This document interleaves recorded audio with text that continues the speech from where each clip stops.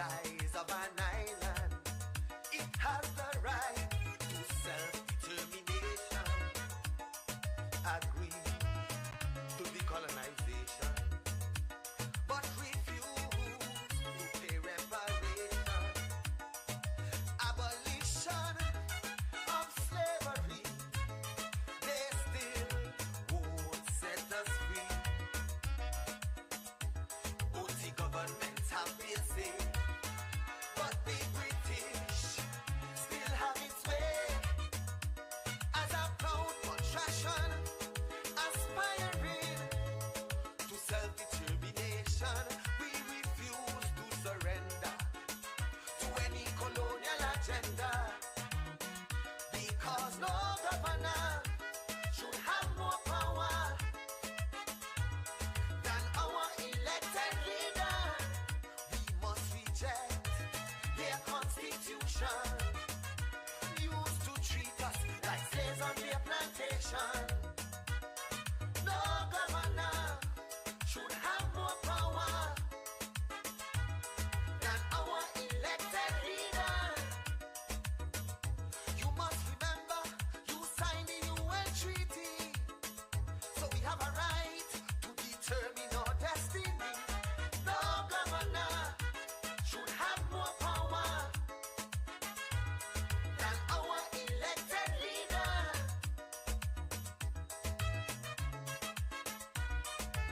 No recolonization, aspiring to self-determination.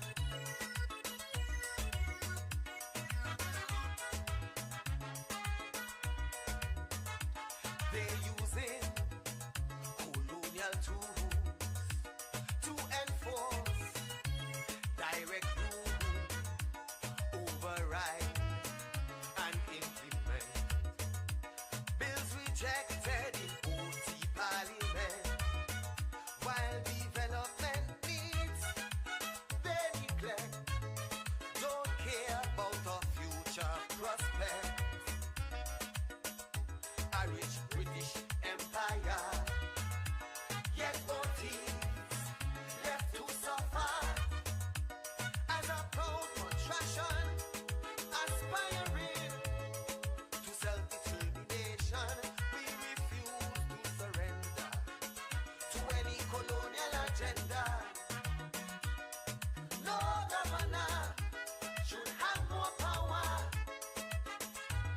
than our elected leader. We must reject their constitution, used to treat us like slaves on their plantation. No governor should have more power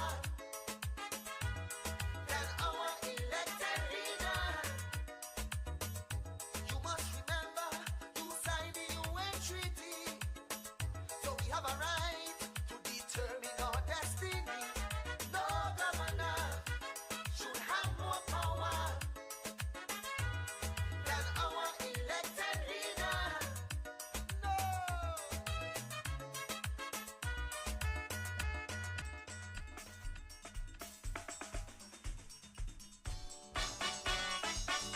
Can you feel it?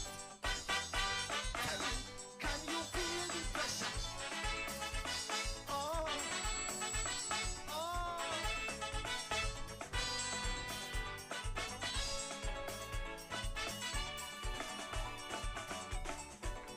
Since we make MCAP the government, all the people get is punishment. Yes, we have serious regrets. We've never felt hardship so yet. Things so bad, the economy real crippled. We need a relief for poor people. Cost of living just keeps getting worse, and it's the poor man who feels it the most. I'm telling you, we can't cope. We've lost hope. We have no confidence in this MCAP government. People losing their homes. Some can't service their loans. Man can't pay their rent, high inflation and unemployment. We can't cope, we've lost hope, we have no confidence in this MCAP government. Time for change, we want change in government.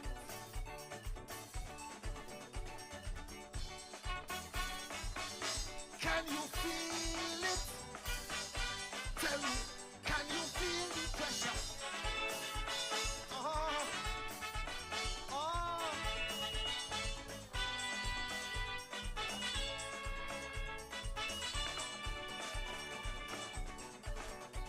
Projects left by PDM, MCAP sabotage them. You can't build a safe harbor with half a breakwater. Road projects in reverse gear, leave the roads in disrepair. The hot mix plant they derailed, and the hospital now delayed. I'm telling you, we can't cope, we've lost hope, we have no confidence in this MCAP government. People losing their homes, some can't service their loans, man can't pay their rent, high inflation and unemployment. I'm telling you, we can't cope, we've lost hope, we have no confidence in this MCAP government. Time for change, we want change in government.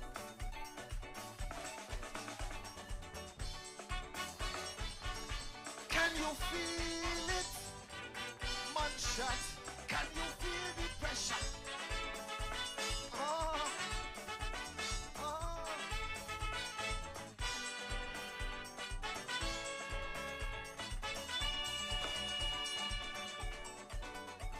Decision to stop the ferry, MCAP's worst strategy, with airplane incidents here. People now flying in fear, with access at an all-time low. False promises of Twinato. It seems like all is lost. Can't afford high traveling costs. I'm begging you, we can't cope. We've lost hope. We have no confidence in this MCAP government. People losing their homes, some can't service their loans, man can't pay their rent, high inflation and unemployment. I'm telling you, we can't cope, we've lost hope, we have no confidence in this MCAP government. Time for change, we want change in government.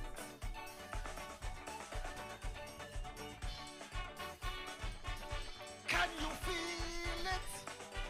One shot, can you feel the pressure?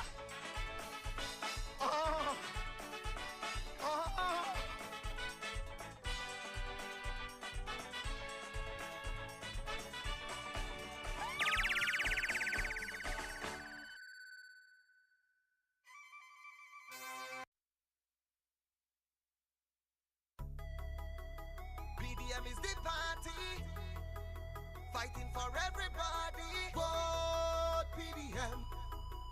Vote, vote, vote PDM. Vote PDM. Vote, vote, vote PDM. For economic growth, PDM have our vote. It's no secret, PDM has the best candidates. Good governance, accountability, strong leadership and transparency. PDM is the party, fighting for everybody. Vote PDM. Vote, vote, vote PDM. Vote PDM. Vote, vote, vote PDM.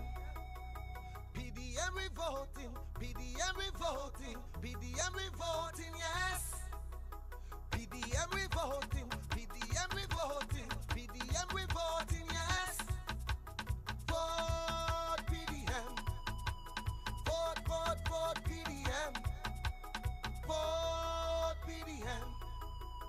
Vote, vote, vote PDM. We ready to vote for the party of hope. Whether old or young, monstrations or carry come.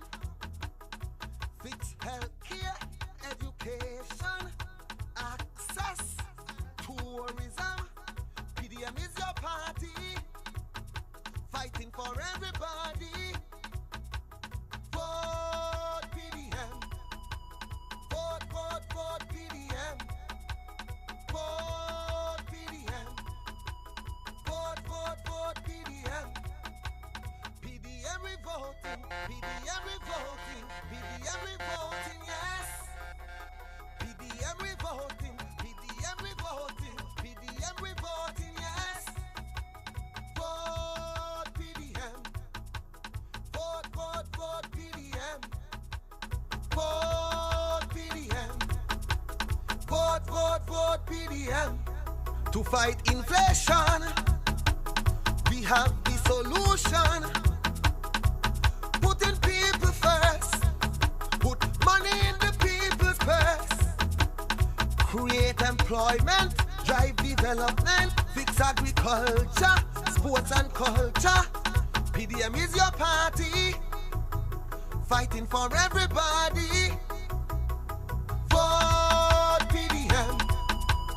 Vote, vote, vote PDM.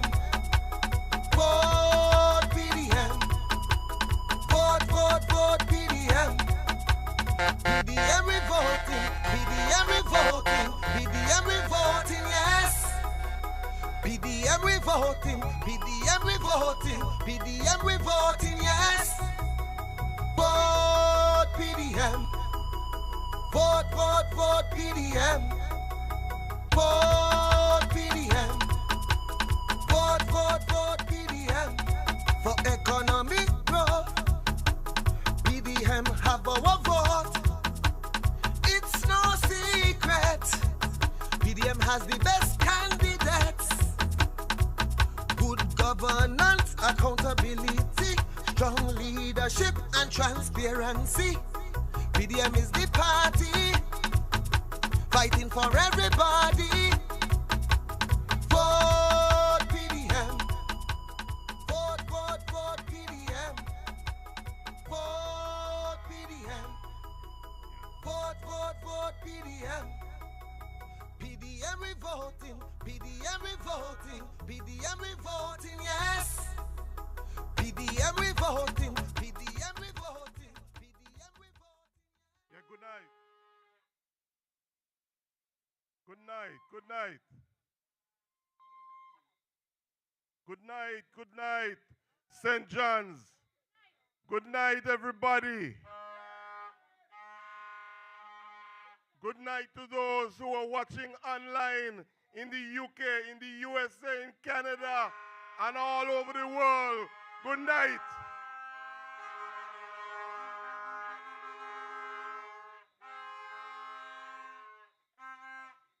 It's our practice from since politics began in Montserrat to start with prayer. So I'm going to do a short prayer. So I'm asking everybody to be silent for a moment. Just for a moment. Moment of silence. Moment of silence. Dear God, we thank you for another day. We thank you for the opportunity we have. May the words of our mouth and the meditation of our hearts be acceptable, not only to men, but to you too. For Christ's sake, amen. Yes. Good night, St. John's. Good night, everybody in the world of the internet. We are here in St. John's, and we're having a meeting tonight. We're hoping that you will listen to our speakers, talk less, and listen to what they have to say. We're running a bit late, but I'm going to ask you now to stay tuned and listen carefully. I'm going to introduce our first speaker. Our first speaker is none other than Mr. Eustace Osborne, better known as Benji. Benji is a man who is of the soil, and this has been his first campaign, and I must give it to him. He has improved tremendously. Not everybody has been able, not everybody is able to start campaigning on the road and come out and speak as well as he has. So I got to give him what's for him. Benji. Good night, ladies and gentlemen. Good night, St. John's. Good night, ladies and gentlemen. My name is Eustace Osborne, better known as Benji. I'm from the beautiful village of Kojo Head. I'm in St. John's tonight just to let you know that PDM is in the house.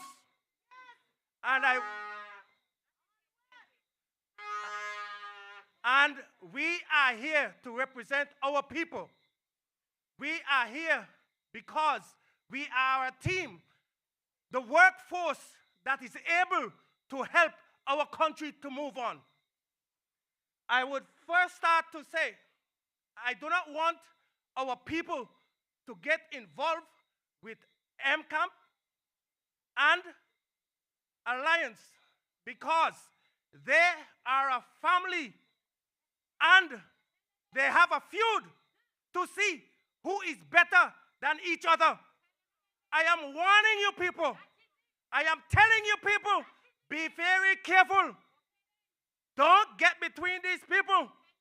When election day comes up, before 9, it's PDM, all 9. And after 9, it's PDM, all 9. Just remember that.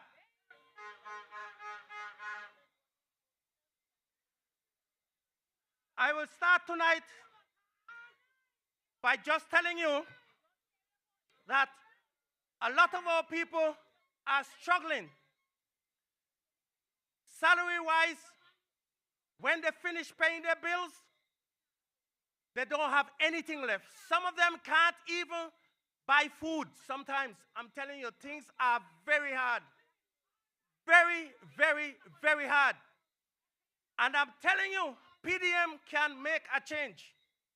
It's without a doubt that PDM will make a change. The economic equality is a pressing issue at the present moment. Some of our families cannot even afford to buy food sometimes. They cannot afford health care. They cannot afford the basic needs. And I'm telling you, before, it was never like that. But since this virus and the mutation is coming about, monstrous people are suffering. We need to look in and be very careful. I am going to touch on a couple of things that PDM is going to make sure happen. The review of salary and minimum wage.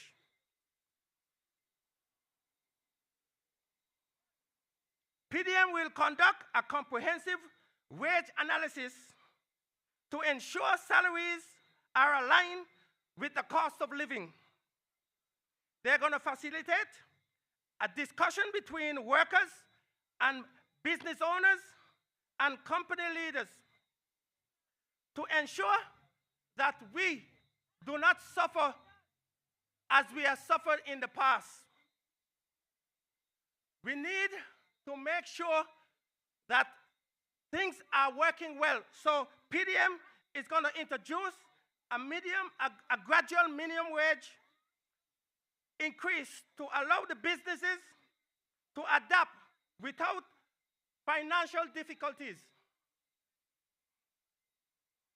A regular assessment of the economic impact, wages adjustment to ensure sustainability. We are going to also strengthen our security. Our police officers and immigration officers and security officers are the people who keep us safe day by day and night by night.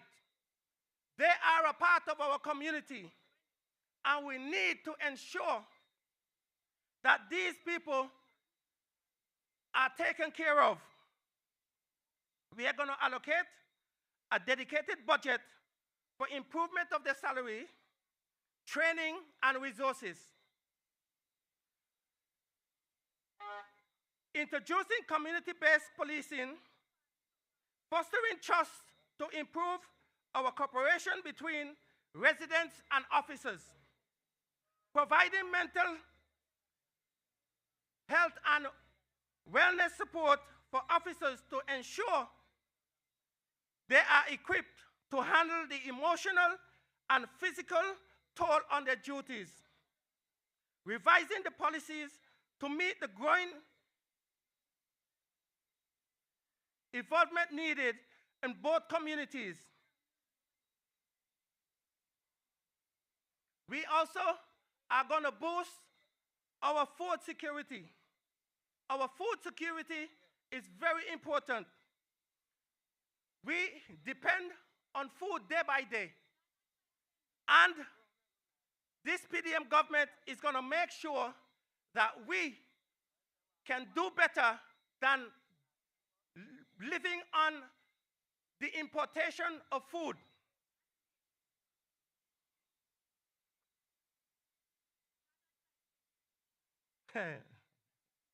We are going to provide grants and low-interest loans to help our farmers upgrade their equipment and facilities. We are going to promote agriculture and community gardening to increase our local food production. Partnership with agriculture organization improving sustainability farming practice.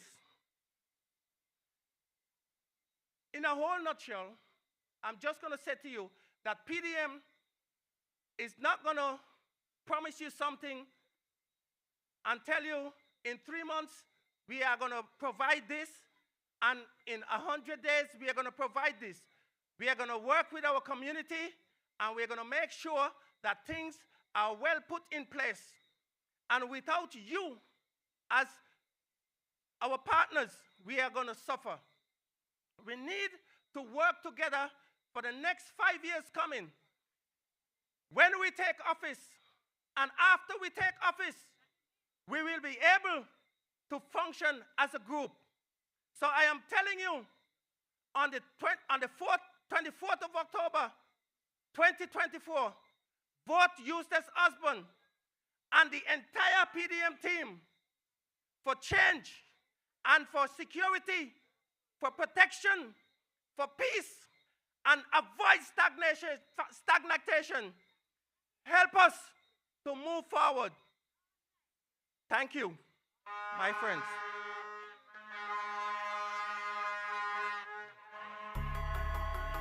PDM is the party, fighting for everybody. Vote PDM.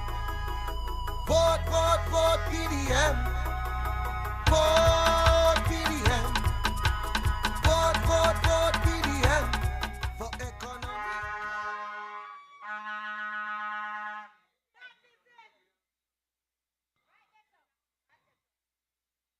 A lover of agriculture, a Pan-Africanist, an activist politically, and I just found out a very good soup cooker.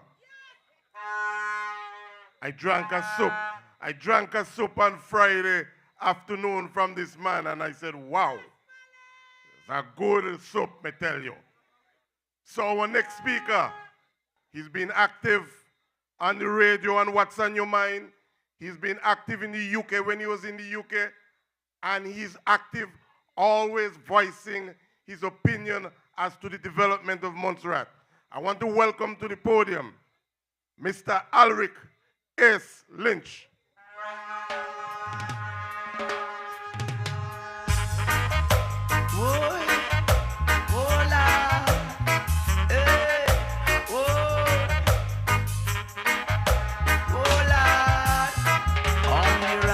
Can liberate the people over hills and valleys too. Don't let them fool you. Don't believe for a minute that they are with you. Shall free the people over hills and valleys too. Don't let them fool you. Don't believe for a minute they don't like you. Why try to make I unhappy? Really, I don't know. If it was up to them, my friend. Blessing. A blessed good evening, St. John's. St. John's, good night. Let me hear you.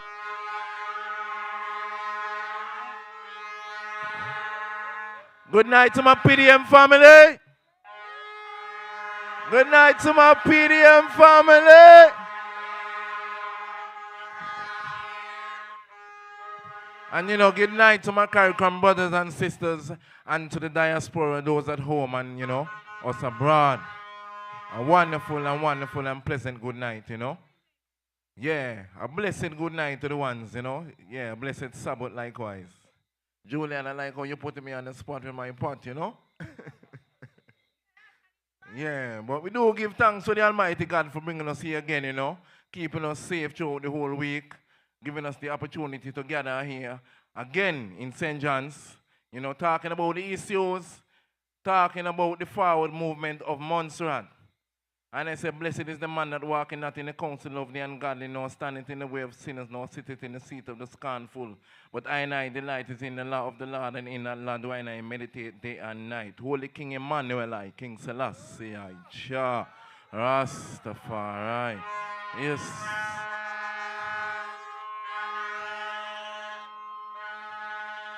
Blessing. Yes, people, we are here, you know, once again, it's a true and honor to be here on the PDM platform. And to you, the supporters, PDM family, I really want to say, give thanks, and we truly appreciate you following us from day one to this moment, gathering in strength to strength, going forward, knowing that PDM is the most confident an experienced team that will lead this country, Montserrat, into a bright and better future. No doubt about it, people. Don't doubt it.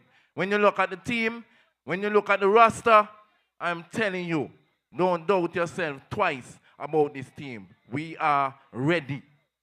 Ready, fired up, and ready to lead this country where it needs to go.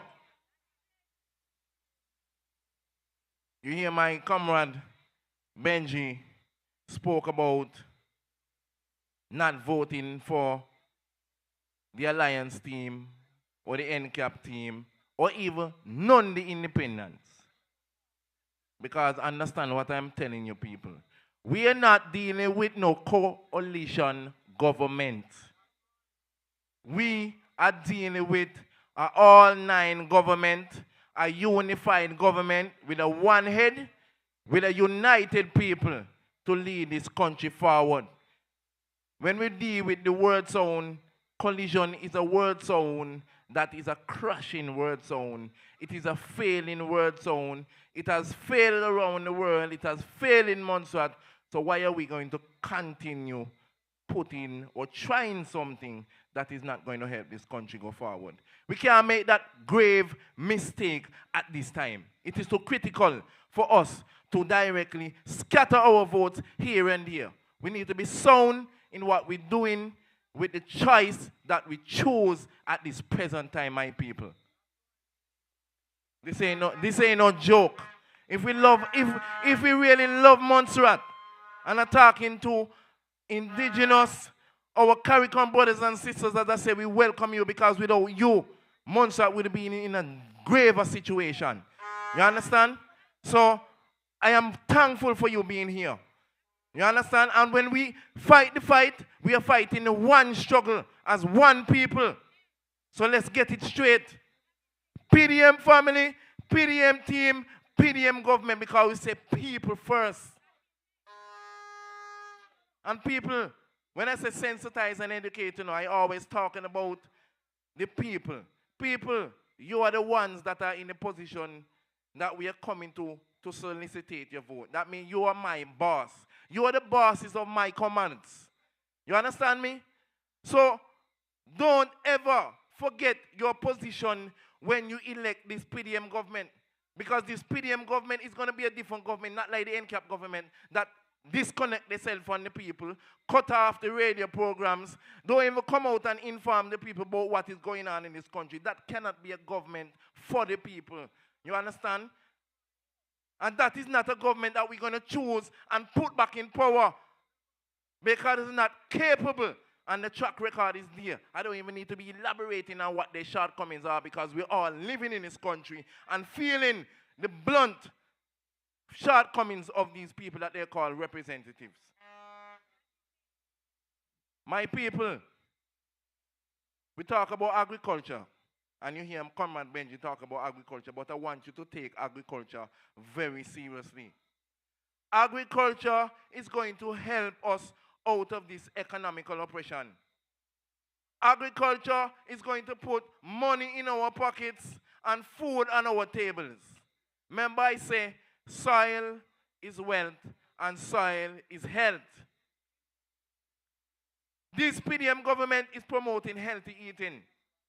You understand me? Because we cannot afford to continue eating these food that are causing us all of these grave illnesses, people. We are losing our people too much. And we're losing our people because we're not consuming the right foods. And the only way we can consume the right food is we take the bull by the horn and start doing the work by ourselves. And what this PDM government plan to do is engage all the farmers in this country.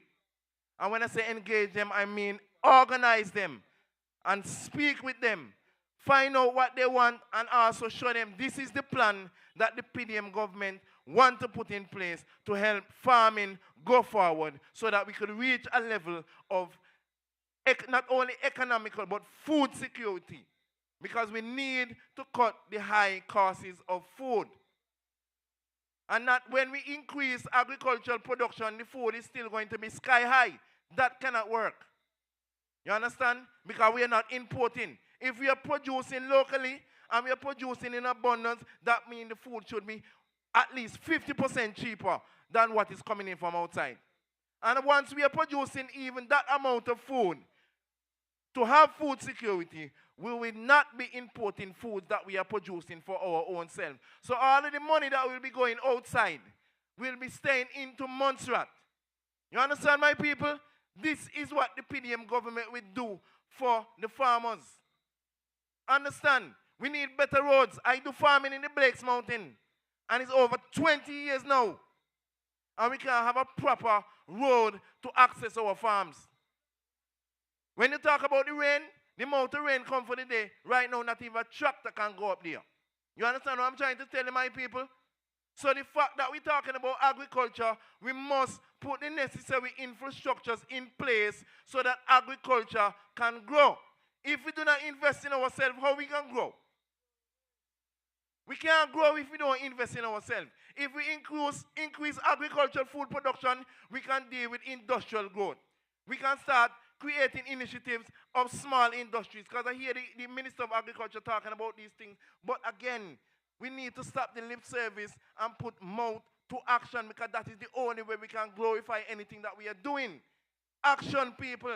And that is what this PDM government is going to do. Lead by example. I'm in St. John's. But me come from tongue.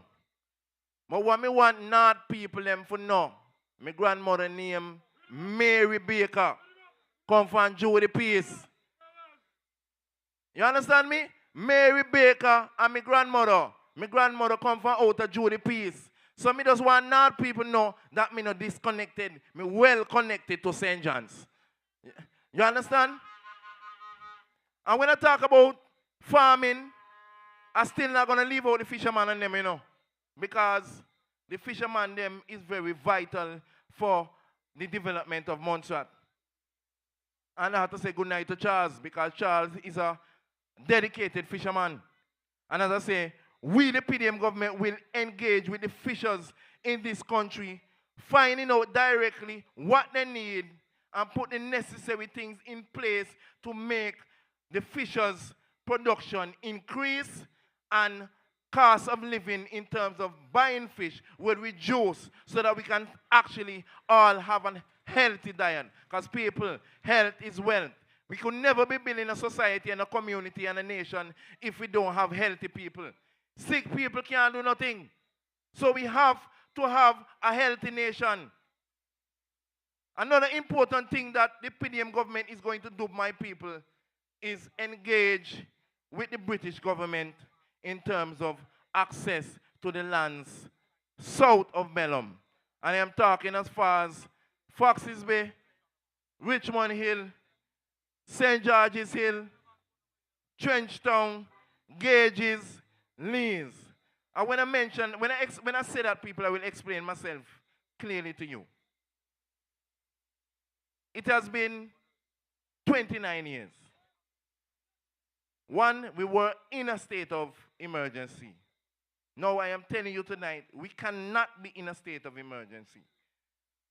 Two, it has been 14 years since there has been any real activity going on from the volcano. And again, we don't hear none of our government engaging with the British government or the powers that be to find out what is the status of the volcano. We are talking about development and growth, my people. We are talking about remigrating our people and back into Montserrat. Now you have a place like Cargill, Weekses, and Foxes Bay. And we have access to these places. And you're telling your Monsterations, look, we have access back to these places that now that we once owned. Now we're going to try to start the remigration process.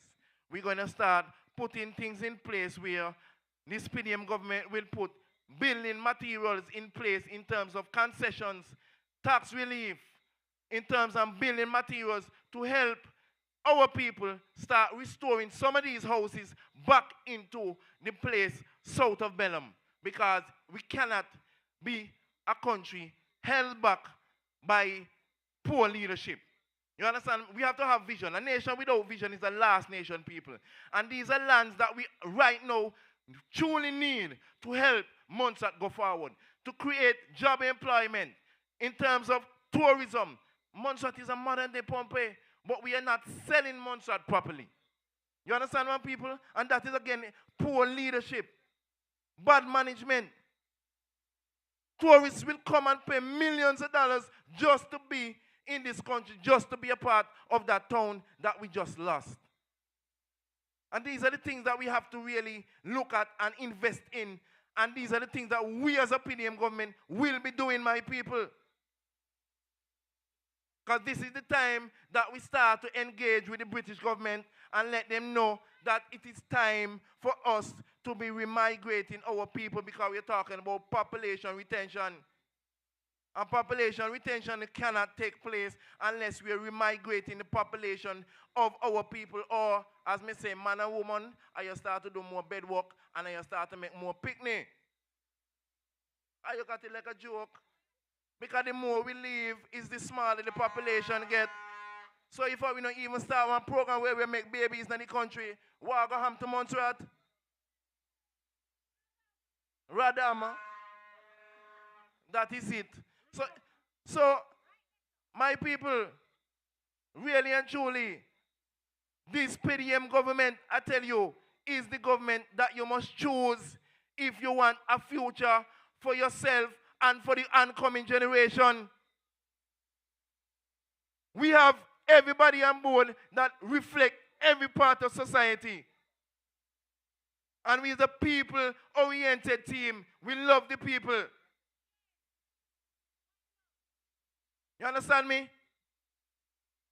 So I'm telling you, tonight, my people, that this PDM government is the people, is the government that you must put your trust in. We don't come to fail you. And I keep telling you again, we have engine, we have backup engine, and we have oars so that we will never stick on the journey of recovery for you, the people of Montserrat. And we will do this, move this country forward in a united and a cooperative effort. It's not the 9 of us that you choose on the 24th of October.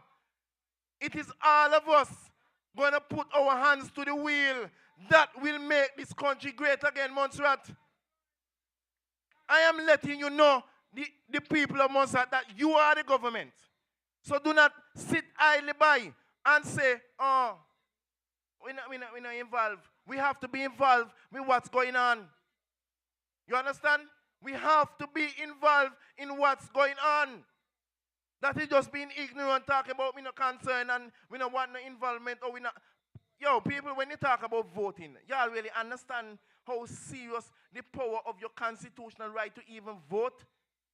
This is the black populace. Y'all know history?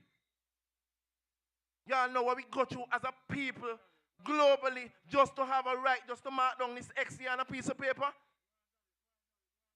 So I don't want y'all people to take this X like no joke or take it simple or sell it for no belly full. Because that is what enough of them parties out there doing. Selling for a belly full. Giving handouts. You understand? Anything them people they hand out is what the people of Montserrat do. And I don't want you Montserrat people to be fooled. You understand? Don't make these politicians take you for no fool and no idiot. Giving you a little handout and a little belly full. And in 5 years you don't see them, then can't wind up and then pass you every day. And who you going to blame for that? You got to blame yourself for that. You understand me? You got to blame yourself for that.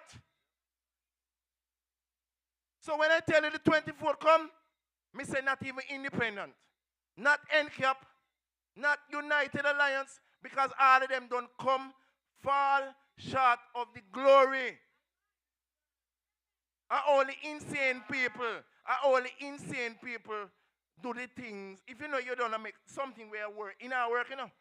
And imagine in our work, but you still try for use the same method for go fix the problem. It can't work. And that's insanity. You understand what I'm trying to tell the people? So there's nowhere in the world, if I could tell me after 5 years how you don't see what the NCAP government don't do to this country, and you don't see what Ruben me don't do to this country, and you want to talk about put back these people into government, it could never happen. It could never happen. And I'm telling you people, the 24th of October, what me say, all 9 down the line. Vote PDM. You understand? We fired up and we're ready to lead. Good night, Montserrat. Good night, St. John's. PDM Love is you. the party, fighting for everybody. Vote PDM. Vote, vote, vote PDM. Vote PDM. Vote, vote, vote PDM. For economic growth, PDM have our vote. It's no secret. PDM has the best candidates. Good governance. I'm gonna keep repeating it. I said so in Salem, I said so in St. Peter's and Codred. My oldest sister went to Rams and bought tomatoes outside of Rams for $14 a pound. She went to Antigua 2 weeks later and bought tomatoes for $4 a pound. I spent 10 months in the UK and 27 pounds at the most expensive supermarket last me 7 days. Nobody coming back to Montserrat until we solve the food problem and the cost of living. Our next speaker, a strong woman. And where's her husband? Where your husband be tonight? Ah, a strong man with a strong woman make a strong family. She is the president of the Civil Service Association. Still. And she's going to come forward tonight to talk to us. I'm not going to keep us any longer. I'm going to ask her to come to the podium and speak to us.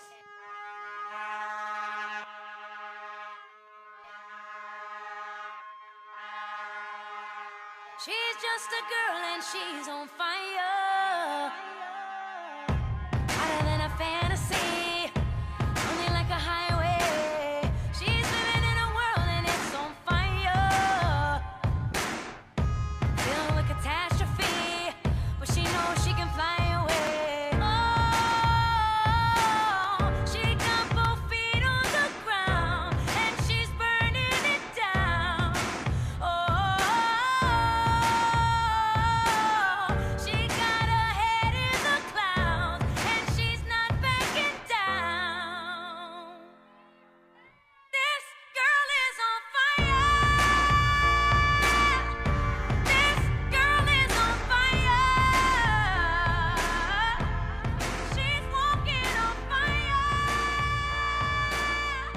This girl is on fire. Good night to everyone listening online. Good night, St. John's. Good night, PDM family.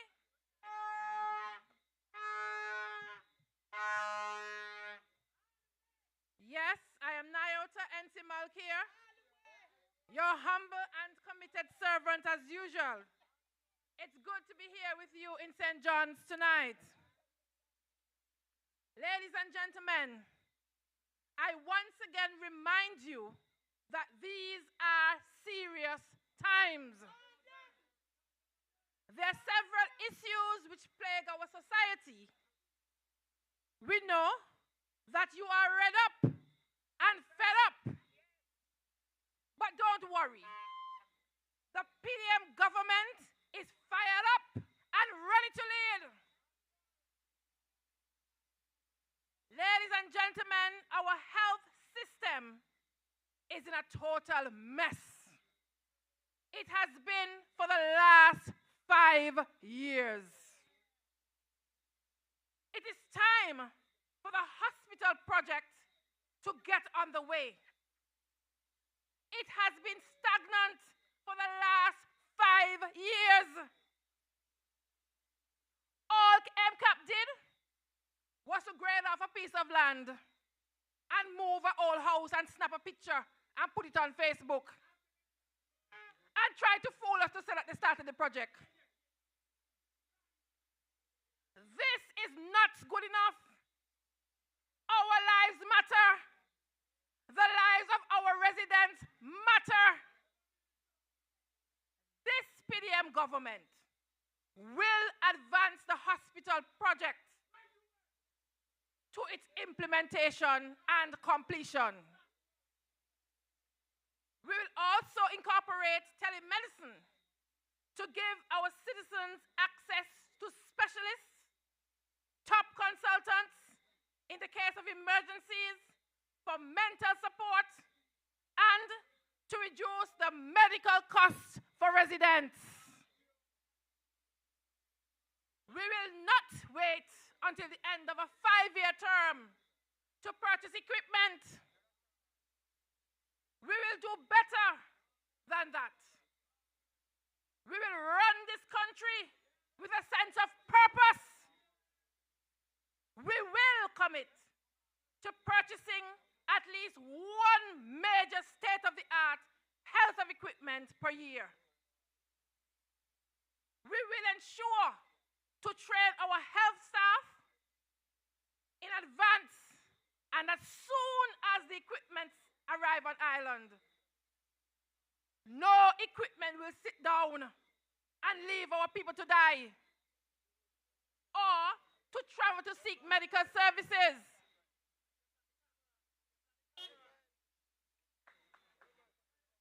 So many young persons are leaving school and need jobs.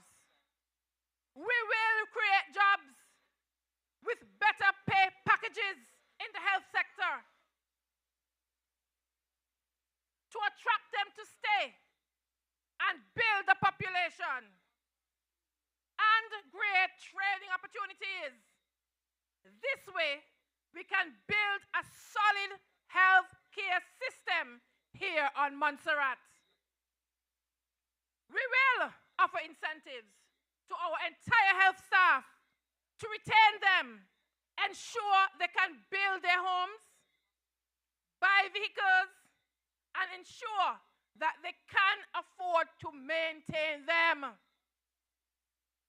We will review, update, and transform our health systems, its structure, policies, and legislation, such as the Medical and Public Health Act, as well as the Health Strategic Plan and department structures, to be fully aligned with our goals and made relevant to drastically improve our medical systems and the care here on Montserrat, as well as for the well-being of our residents. You deserve top-class medical care.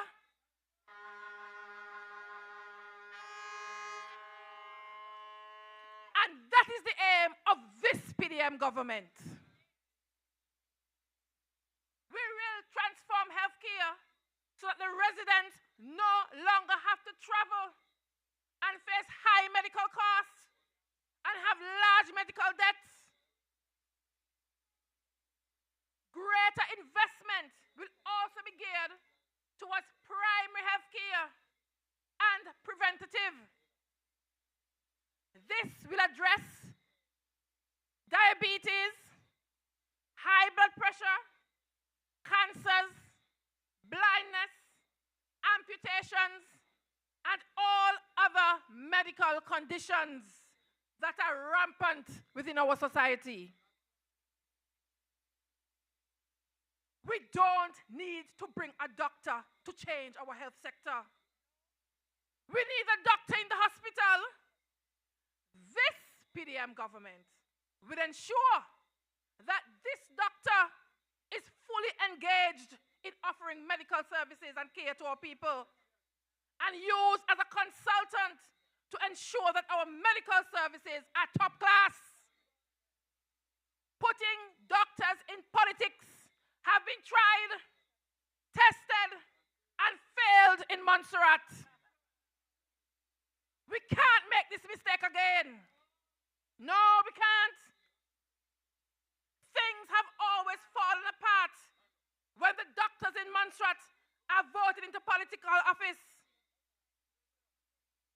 Everyone has their role. We also had the best doctor who is known around the world, Dr. Lowell Lewis. He was once our chief minister, and he was sidetracked. We don't need this to happen again. We will ensure we give them the right jobs for the development of Montserrat.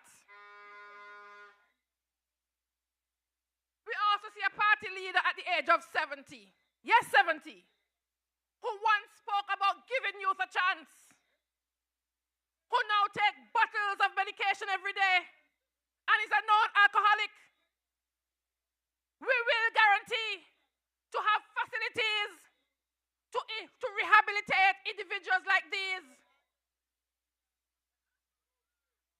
and prevent them from running for political office just to collect a salary and to take care of their medical bills. We don't need people like these in government.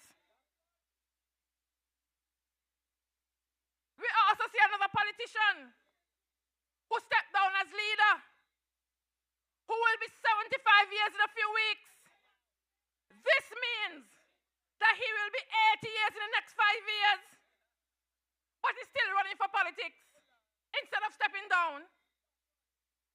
We don't need another Joe Biden, and we certainly don't need a Joe Biden in Montserrat.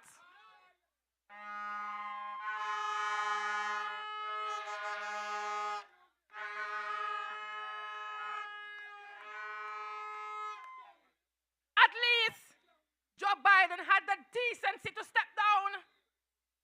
Ladies and gentlemen, on the 24th of October, reject these individuals who are suffering from mild cognitive impairment. This is a state of mild memory loss issues. We know this for a fact. MCAP came on the radio and they promised us a ferry and came back in a matter of seconds to say we will not get a ferry.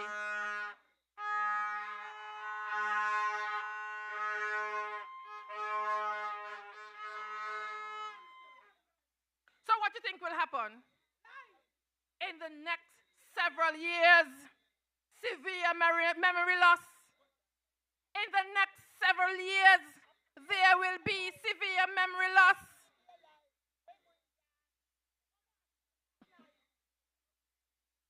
We will be doomed. Reject them. We don't need them in government. It is time for them to rest. I see pictures of an individual being circulated, sticking up his individual posters in his old age. I am certainly praying that he doesn't fall and slip and put such a big burden on our health system. For sure, we will also upgrade and improve our counseling unit. It is already overwhelmed by the amount of MCAP candidates who are upset because the soon to 75-year-old individual purchased his own posters and personalized cups. Even the MCAP party has seen he's just self-serving. He's only coming back for the money. Ladies and gentlemen, PDM will create an environment for the development of local businesses, for the preservation of local fruits and vegetables, as well as the production of local drinks to promote healthy living. Health tourism also is a must for this PDM government. And that is why we will seek in the short term to remove the RISA at the airport to allow Twin Otters to land in its full capacity and the return of ferry services. In addition, this PDM government will seek to have a new airport built. We must have a new airport in order for this country to flourish. Health tourism will allow us to collaborate with internationally recognized hospitals and medical schools to boost Montserrat's credibility and assure potential visitors of quality and safe health care. This PDM government will also market Montserrat's natural beauty, unspoiled environment, and volcanic ash treatments for natural healing and ecotourism. God has blessed us with so much natural resources, and we will use them to promote Montserrat, to develop Montserrat, and to make this country great again.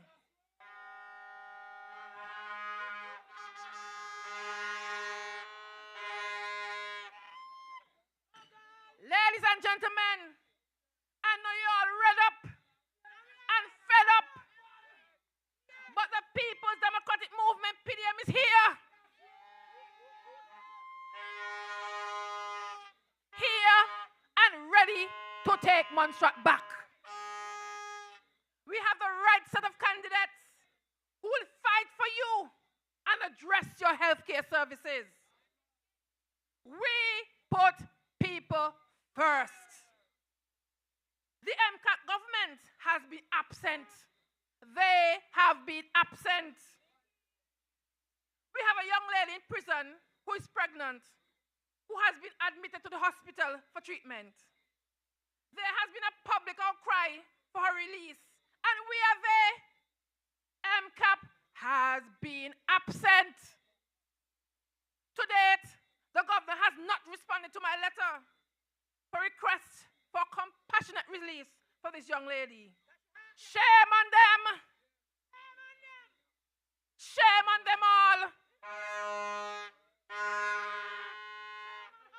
Ladies and gentlemen, be prepared to march and stand in solidarity for Lorraine Warner. Vote for who will fight for you. PDM is fired up and ready to lead. Yes, we are ready to lead.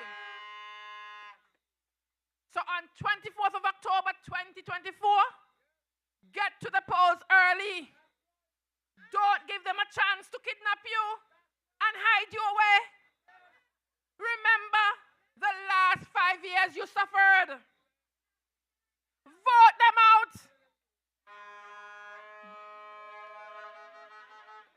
Montserrat don't need to be caught up in any family feud. You heard my brother A say that.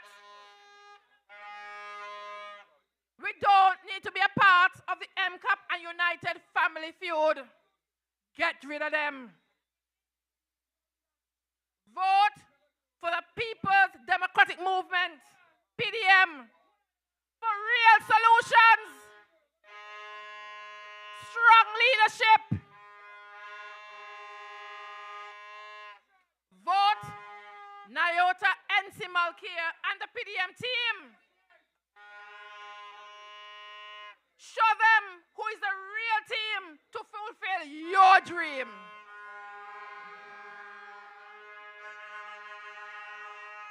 Thank you. Love you all.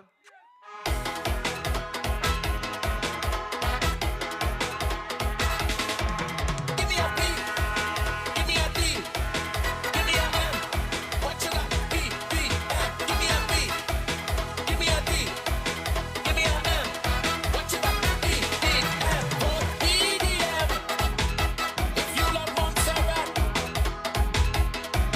vote PDM. 'Cause that is where it's at.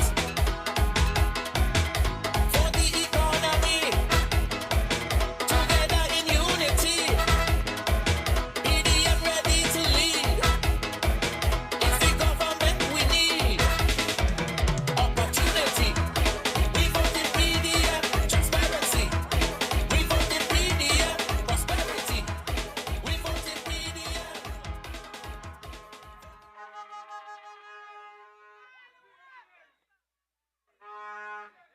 Lord. Lord have mercy. After election, we forgot one band for them people here.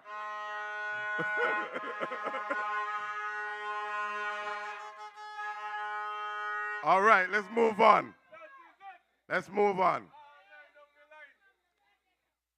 In 1994, and those of you in England would remember, in 1994, my mother, Sarah Jane Elizabeth Romeo, had a program on Radio Monster called Family Affairs. You cannot have a family affairs program and not run into problems with policy and talking about policy. One day, the manager of Radio Montserrat got in touch with my mother and told her, I'm sorry to tell you, the government needs your time. My mother's program came to an end. And those of you in England, Montserratians know. So when they tell you they want to bring what's on your mind back, they don't believe in no freedom of speech. They don't believe in no freedom of speech. Our next speaker is somebody who you can't stop from talk. They're going to stand up for your right. She's an activist. She's a radio commentator. She's a writer. And the list goes on. I'd like Shirley Osborne to come to the podium. Tell them I say I was born in this land, I go die in this land. Nobody go run me from where me come from. Nobody go run me, lad. Nobody go run me. Nobody go run me. Nobody go run me. Me mama must yam.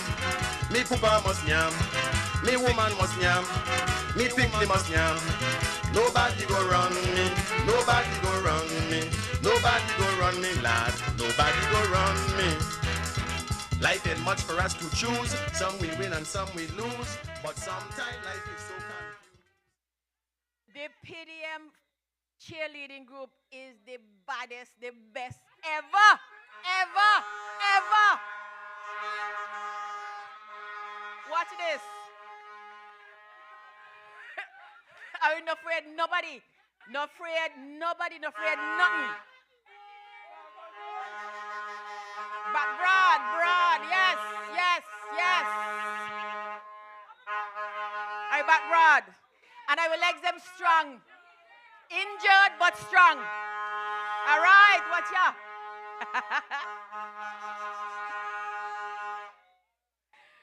Good evening, everybody. Good evening, everyone. Good evening, St. John's, Dig Hill, Collins, God, Sweeney's, everywhere, everywhere, everywhere. Thank you for coming. Thank you for listening. I have so much to say. I don't know where to begin. Remember, if you were in David Hill last week or if you listened, you heard me say, me tired, me tired, me tired, me tired. Tonight, me even more tired. Watch ya. Let me show you something. Me put on my nice frock, right? My nice dandan. My nice shoes and watch ya. Come on to my car, look what happened. Nothing goes on.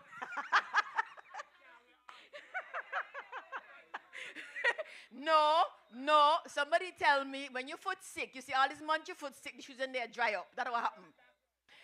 But what happened is that, interesting enough, last week a friend of mine called me. She lives in Barbados now. Montreal, very deeply committed. He called me, tell me, surely, Montreal, now walk.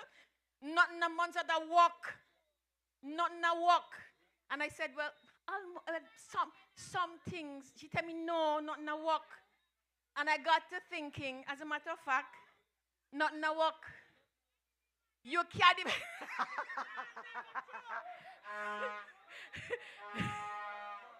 Mark you see how that? And no me say so, no me say so.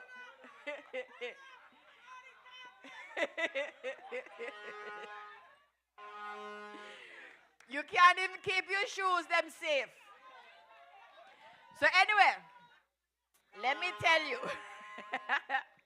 Let me tell you something. I am here tonight for a number of reasons. One, because nothing now work, and we have to make it work. Otherwise, everybody gone. Me and I will go. If I can't get Monza for work, what's the point? And we don't want to go. We want Monza to work. Yes or no? And we not going nowhere. So the option is, let me put it, there is no other option. Figure out how to make Monza work. And clearly, nobody can make Monza work except we. Because MCAP not doing it, clearly. The original MCAP didn't do it. Can't do them now. So, think about this. What do we need to make Monza work? What we need to make Monza work? First of all, we need people. Like AS and Nyota said, we need healthy people. We need people with information and education. We need people who committed. So let me tell you something. Tomorrow, Nyota said we're going to church in St. John's tomorrow. I haven't been going to church with PDM because it kind of, I had to think about it. You want to go to church, we go to church because it's election, but so I had to process. You go because you go to be in communion with people, right? And the more I thought about it, the more I realized that in Monza we don't do a lot of that. And one of my problems with the churches is that they're locked down except when Sunday morning come, and I want to be able to go sit down in church on a Tuesday afternoon or on a Thursday morning, or if somebody give me trouble, I want to go and say, Lord, please, let me not get in trouble. Help me out here. Right? One of the problems in Montserrat, we don't do the community thing well. And the reason for that is because we lost so much in these last 30 years of suffering and pain and grief and loss and people leaving. And we have to fix that. We have to fix that. So, we have to come back to ourselves. And what we need, first of all, we need to be able to see where we're going. And what MCAP and the UA are not telling you is where they want us to go. They're going to fix the road. They're going to fix the ferry. They're going to bring investors from here. But to what end? What kind of months are we going to have 5, 10 years from now? So what I have been telling PDM is let's have a specific timeline. Let me see, 21 years from now is what? 2045. 21 years, you become an adult, right? You're born, you go to preschool, well, you toddle around, you learn to walk and talk, you go to preschool, you go to primary school, to secondary school, you go to college, you get a job, you work. When you're 18, you could vote. When you're 21, you could do anything at all you want. You're an adult. So what if we decide to reset Montserrat right now? Reset. Stop. Breathe. And start again. Reset. In 21 years, where could we be? 21 years from now, Montserrat could be an adult earning her living. Montserrat, 21 years from now, could be earning every cent she needs to take care of herself.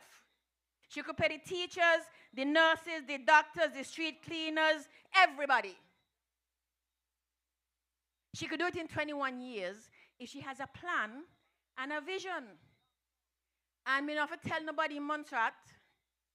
Proverbs 29, verse 18, first sentence say, anybody know? I don't know. Oh, we feel good, man. Proverbs 29, verse 18 says, where there is no vision, the people perish. And what's happening to Montserrat right now? We're perishing. We're perishing. There's a young one making a baby. We do some stupid stuff, but somebody forget the compassion, and we having her perish. And perish don't necessarily mean that you drop dead and get buried. It means that something goes so wrong in your life, you can't pick up. We can't have that happen to Montserrat. We cannot have that happen to Montserrat. And the only way to do that, my people, is to get to work. So let me say this. When PDM wins, let me tell you, when PDM wins on the 25th of October 2024, are you, all of you, go have a buckle up, buckle down, get to work. Me tell you the video go by. We have to do something about this camera here. On the 25th of October, it will not be only the PDM people working. It will be everybody, otherwise this thing not going to work. So, what's the work we're going to do? We're going to govern. Governing is very, very different to campaigning. Campaigning is fun. Even a slam you, it's fun. It's exciting, it's challenging, it's sexy, it's fun. Governing is hard work. Governing, you have to sit down, you have to think, you have to work, you have to figure things out. Me now move, let them go past me somehow, no go so. So, me now move, let them go around me. Let them go around me. Let them go around me. Hi.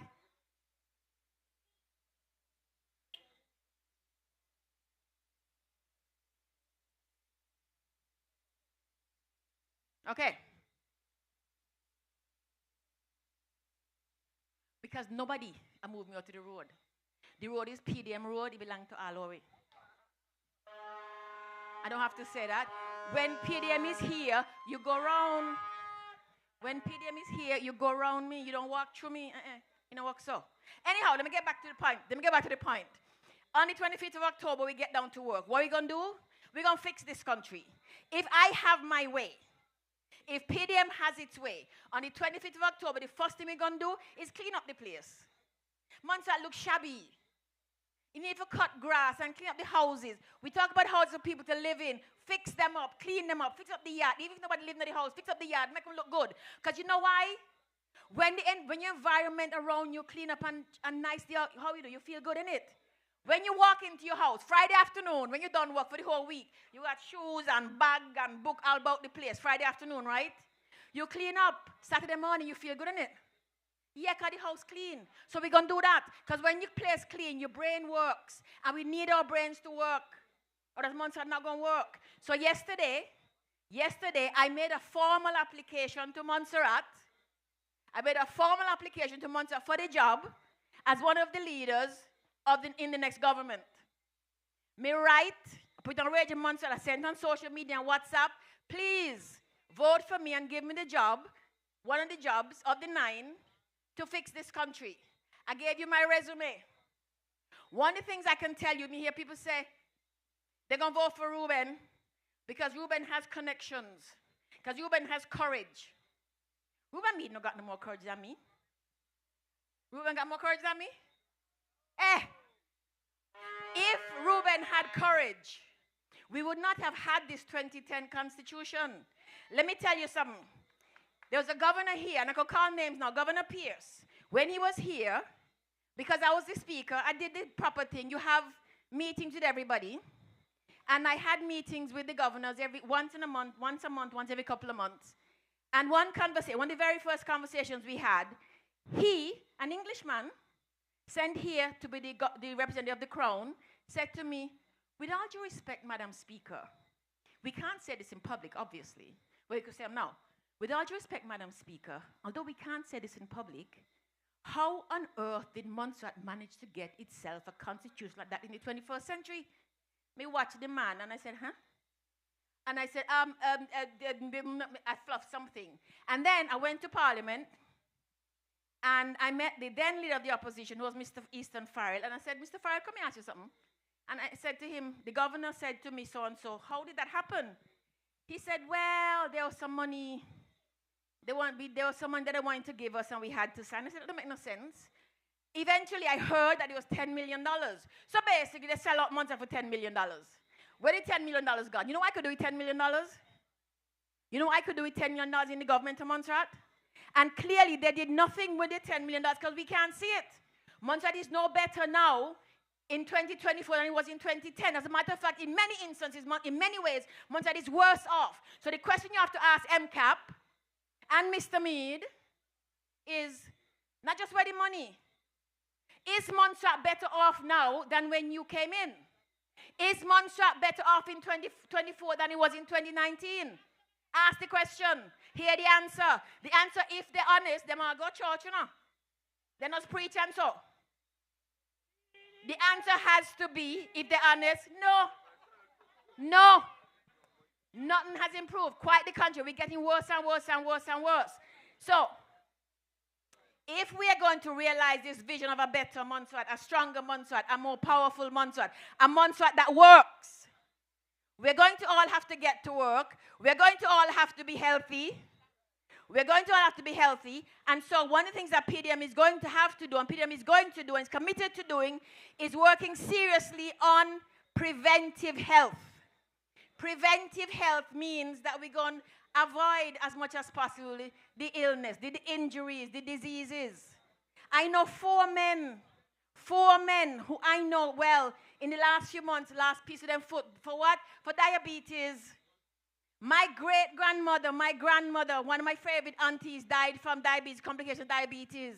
I don't have diabetes, only one in my family. You know why? Because I take care of myself. I eat well. I don't eat rubbish. Once in a while, yes, because you have to. And I take care of my body. If we want a country that works, we're going to have to do that.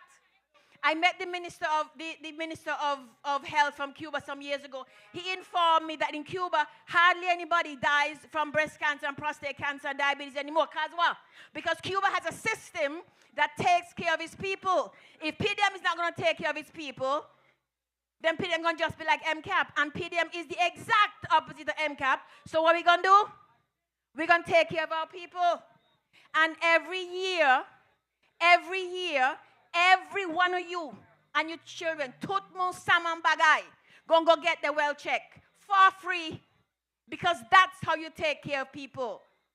In Montserrat, up until 18, the government gives you free health care. After 65, the government gives you free health care. What I'm saying is that between 18 and 65, you'll get your well check. You're well checked to make sure, check your boobies, and make sure you're doing well. Because we have to be healthy. If you're not healthy, you're not going to work.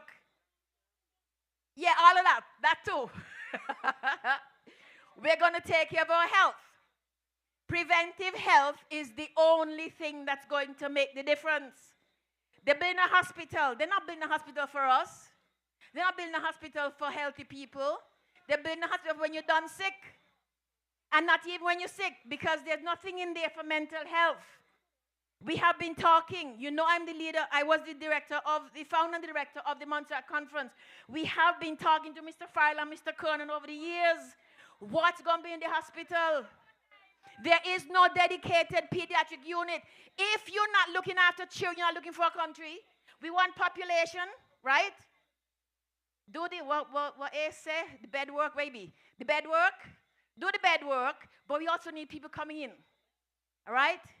Children have to grow. And if children are growing well, then we're going to fall down, then we're going to broke some, then we'll get sick. And the hospital that your government is building for you is not providing for that, which means they're not providing for children, which means they're not providing for us. So let me get to the last point of the night. The Constitution, the 2010 Constitution. We're going to talk about health some more. Nyota gave you a pretty comprehensive idea of what's going to happen. My big thing is preventive health. But we're going to keep talking about that. And we're going to talk about education too. But the big thing that's going to make the difference is this Constitution. Because if you don't own yourself, you can't do nothing. I heard Mr. Farrell and Mr. Kernan in the parliament say that the civil service, they don't have no responsibility. They don't hire, they don't fire. Let me give you an example. When my father died, a woman sent me a letter that said, she come from Dominica. She was working in government headquarters. One day my father said hello to her and asked her, how you do, where you been there? And she told him, he said, oh, how much they're paying you, do what you do? And she told him what the figure was. And he said, no, nobody could live on that. Nobody could live on that. And a couple of days later, somebody called her and said, here's what your pay is going to be from now. Because the man recognizes you can let people work and they don't earn. You have to pay people what they're worth. And you have to pay people enough for them to live on, right? Right. So what I am suggesting is that when we come in, we are going to not just have, we are going to take the power that is ours, because our Ibanya, this place belongs to us. My grandmother, great-great-great-grandmother, there's a man in my family called the African. One of the last men to be brought here from Africa is my grandmother from Salem. Miss Baba is Miss Baba great-great-grandfather or something. We call him the African in my family. His blood, sweat, and tears is in this soil. My red people that my mother does talk about when she and my father get vexed, in rendezvous, their blood, sweat, and tears is in that soil. All down the line, all around the country, my genes are in that soil. Nobody taking Montserrat from me. So what we going to do? The day after PDM come in, and PDM can say yes or no. I have the letter ready. The day after PDM come in, I click in a button, a letter's going to go out, the habit have to go. The habit have to go. Had enough. And they're going to send somebody who's going to be respectful, considerate, and who is willing to work with us, not against us. Somebody who is going to acknowledge that these are human beings with brains and culture. And culture. The habit. The little habit. The little dwarf. Got to go. She had to go. And I don't want to normally diss women, but I had enough of this one. So anyway, the Constitution, let me have you know, I talked to Reuben Mead. I like him in many ways. We disagree about the Constitution. He knows that. That Constitution order was the worst thing Montserrat could get. And it has to be changed. Period. No question about that. The powers that the British governor has, they could not possibly have got it from anybody else. When they took John Osborne in 1989, 1991, him and Dr. Lewis, they went to England and said, no, we can't do this. They made the choice. The British government gave them the choice. It's either the financial services or the land. And they said, take the financial services, because we could manage. And they were building back. In 1995, we had begun to have money again. We had money again. Because we worked, because the land continued to belong to us. The land in Montserrat belonged to us. The power in Montserrat belonged to us. Nobody in Montserrat has power except us. Those of us who were born here, those of us who chose to come live here and love this little country, and nobody taking this away. So, get ready to fight. Get ready to fight. Get ready to fight for your constitution, for your power, for your health, for your education, for your men, for your women, for your children. Right? So, on the 24th, know who you're voting for. Know who you're voting for. You have all a PDM resume.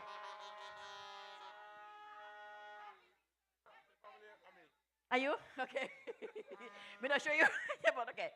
On the 25th, we are going to march into office and do what MCAP couldn't do and what UA couldn't do. We're going to govern Montserrat.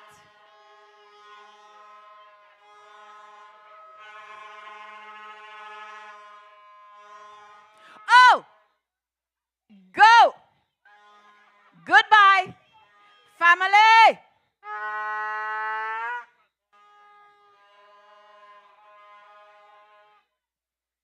It's okay, we're all family. So let me just finish by saying, let me just finish this. Get ready, tell your friends, tell your family, tell your neighbor, tell your enemy. Everybody, on October 24th, vote red. Just go vote red. Just look for red and vote red. Otherwise, we stand to lose this country. And don't bother you, but I'm not going down without a fight. I am not going down without a fight. And the fight that we have to fight is October 24th. We're going to fight with our votes. It's a big old X. A big old X is all you need. Let's do this. October 24th, vote red. Vote red, October 25th. We step out of campaign and all the stupid stuff that go off in campaign, and we step into office in control, clear, conscious, educated, informed, wise, fun, and courageous. Because we want a Montserrat that is progressive, productive, and what the last one be? Prosperous. All right? Productive, progressive, productive, and prosperous.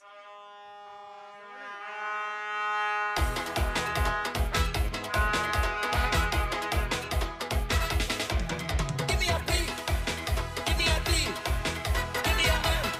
What you got? B, M. Give me a B, give me a D, give me a M. What you got? B, M. Vote PDM. If you love Montserrat, vote PDM. 'Cause that is where it's at. For the economy, together in unity. PDM ready to lead. It's the government, we government, we government, we government, we Yeah. Yeah. Yeah. Yeah. Yeah. Good night again. To those listening to us in Radio Land and on the internet, wherever you are, stay tuned. We have better speakers coming. The good ones have gone and there's better coming. So, Shirley quoted and said, where there's no vision, the people perish. I had an argument with an ex-bank manager, and I told him, no bank in Plymouth has back in Plymouth has a galvanized roof. Bank of Montserrat has a galvanized roof. So anytime hurricane come, you're going to have to push water out of Bank of Montserrat. And it's lack of vision that caused that to happen, because some of those people who were involved don't see themselves living beyond a certain time, where there is no vision, people perish. Our next speaker, a businessman, a man who I may have lots in common with. His father is from Salem. It's the first time he's coming to the podium. His uncle pushed a boat across Gulf Coast. When Mr. Shan said that he shouldn't, he defied Mr. Shan. He and his brothers, Cox and John Tuck, the brothers of them. So he's from a family of fighters. He's from a family of people who stand up. And he's standing up by putting his name on the voters list. I'm asking him to come to the podium for the first time. Girl, try it. Gully. Me can't believe it. No, me know. Enough of them want you dead and gone, but everywhere you go, you hold your head and gone. You know me happy see me one band, so when them see me on the top, you know me one gone. Goodbye to me haters. Soon, my friends. Me a pray for Jamaica. Me soon again. Good night, good night. Well, I just came back from the United Kingdom, and when I arrived, a man tell me that the place hot, but the election even hotter, the politics hotter. So that means it's trouble in Montserrat. So much of things to say, I don't even know where to start. But I'm going to start somewhere. So as a businessman, I think about things differently. So I decided, instead of just speaking about things like population issues, it is best for me to go to the United Kingdom to find out why our people are going to the United Kingdom. And when I went to the United Kingdom, I found it very difficult to get around. And afterwards, I realized they have a bus system that is on target. The train system is on target. And it is easy for you to get around, as long as you could read. I decided to go and sign up on the medical system, the NHS system. And when I signed up on the NHS system, the doctor told me that I have to wait 3 months to get an exam.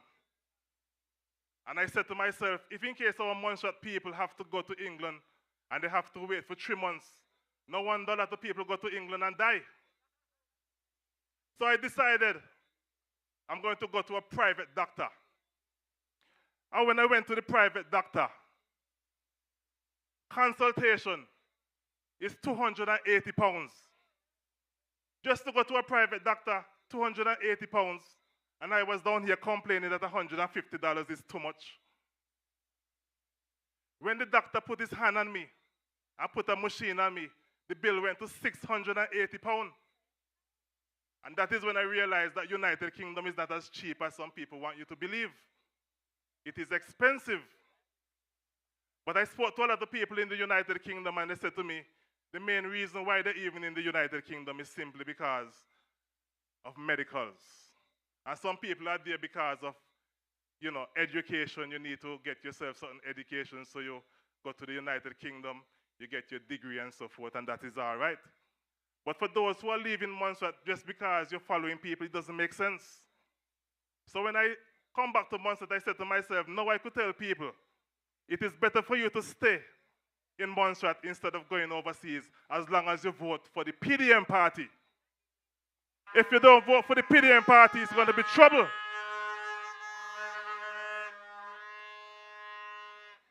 The kind of people that we have in the PDM party, look at the kind of people that we have. We have the best set of candidates. Nobody is better than us. We even have Joe Wade. And when he comes on the mic next, it's going to be real trouble. Trouble when Joe May come on the mic next. He's a politician, I'm a businessman. I think about things as a business. When I came back to Montserrat now, a man came to me and said, PDM is in trouble. And I asked the man, what do you mean by PDM in trouble? And the man said to me, they have some people here promising things. Some people promising that they have investors. And I'm a businessman, and I do more business than all of these people. What business are doing in Montserrat? They have investors to build a hotel at Little Bay. They have an investor that will going to bring a boat, a ferry, next month. They have an investor who is going to buy the Viewpoint Hotel. And they have an investor to fix the Monlek situation. Tell me something, you believe all of these things are true? I can't hear you, I can't hear you. This is true.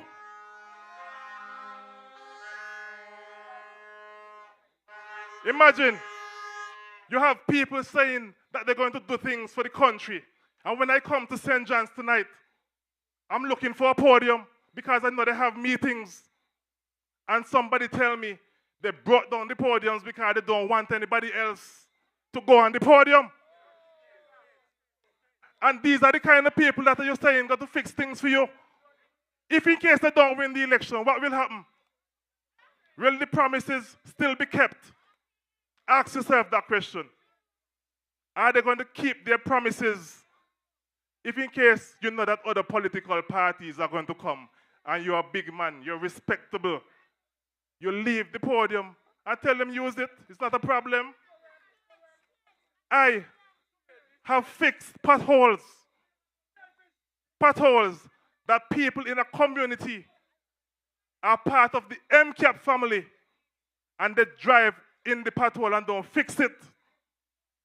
I have done it out of my own pocket. In Bazis, they have a dangerous area in Bazis. And I went on TikTok. And good night to the TikTok family one time. That is where Glenville Daily 4 is my TikTok. In Bazis, they have a dangerous area.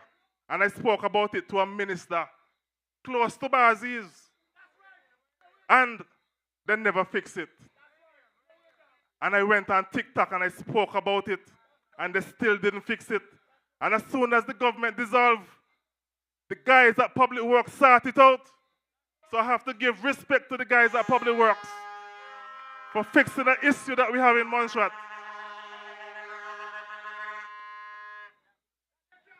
Can't fix. And the guys at Public Works just fix it. That means management is the problem. Management is the problem.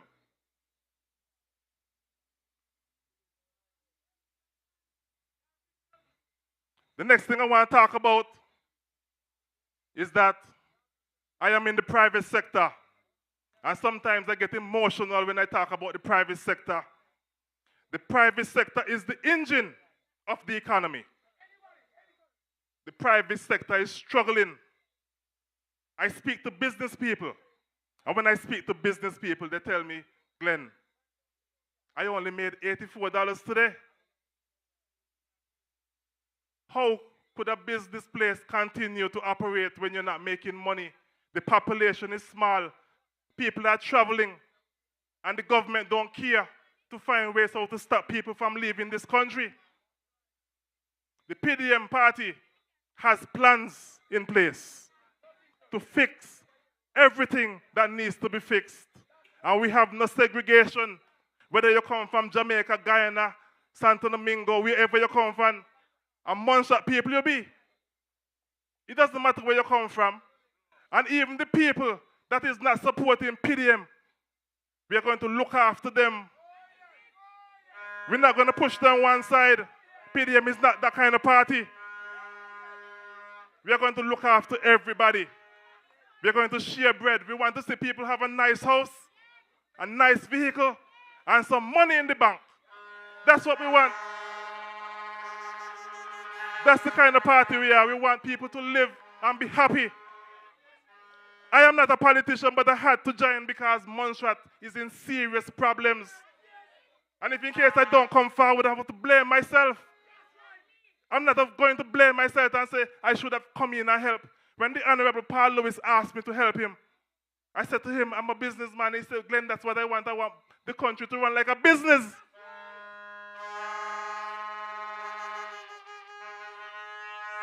So the businesses are failing, $84 a day. In my business, sometimes we only make $50 a day. Things bad. We're trying to find a way how to fix this economy. Things are bad. And that's why when I speak about private sector, I get emotional. A good friend of mine had to close his business the other day. And I spoke to him on the phone and he explained to me what's happening. And I said, I understand exactly where you're coming from. I should really be closing my business too. But I find ways how to keep it running, reduce the prices, keep Brendan working. Brendan is a faithful worker. I keep him working. I don't close it. And when I realize what's happening, some people have to close their business. And you know, Montreal's small, and everybody know what's going on. So people went to the shop and started to buy out goods. And no minister went to the business place and asked, how can we help you? We hear that you're closing your business. How can we help you? No business, nobody from government go to a business place and say, how can we help you? Can we give you some business from government? Can we send some business to you and help keep your business open? Because we know you spend over $100,000 in duties. We know you employ people. You pay months at utilities. You pay rent. You pay a truckman to bring goods. All of these people lose money because the government never step in. But as soon as Monlek have problem, they send $1 million give up Monlek.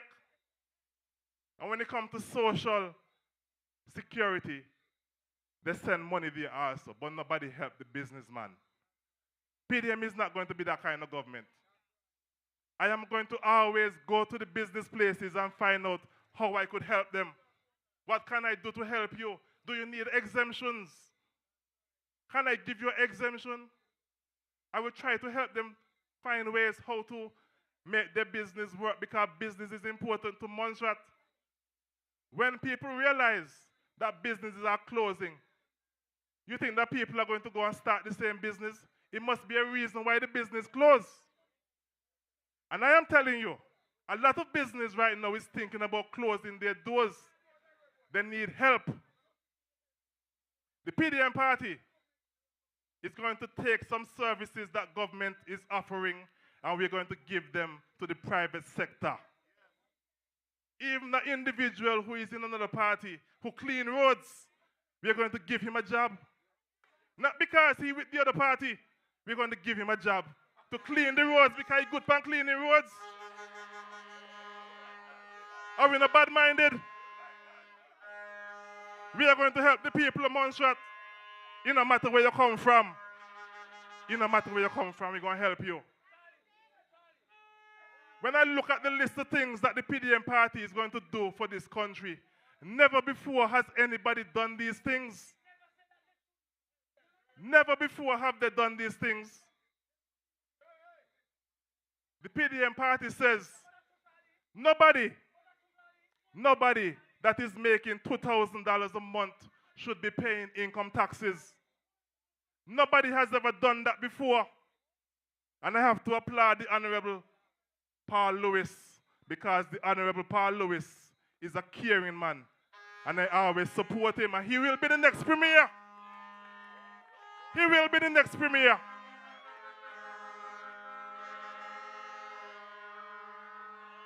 For the first time in history, and I believe that Donald Trump actually stole this from me on TikTok because nobody ever talk about overtime.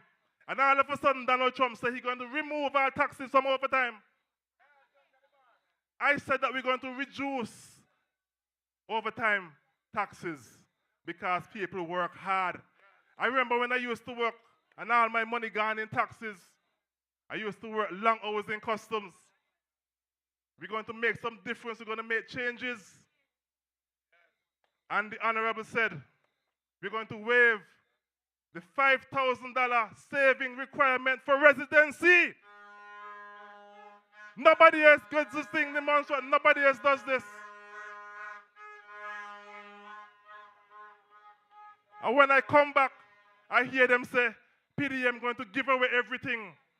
PDM is giving away everything. And these are the same people that want to go from house to house every 5 years and ask you to vote for them. You now see them again.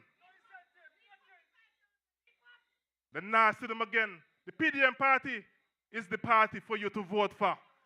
If you don't vote for the PDM party, I don't have any idea what's going to happen to Montserrat.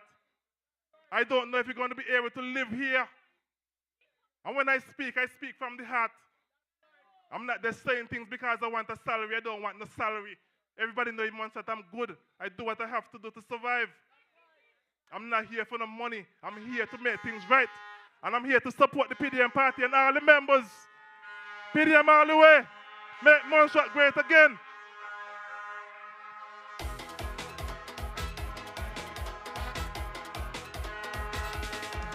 Give me a P. Give me a D. Give me a M. What you got? P, P, M. Give me a P.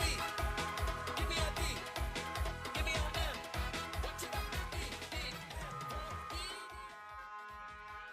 Yes. Hello. Hello. Hello.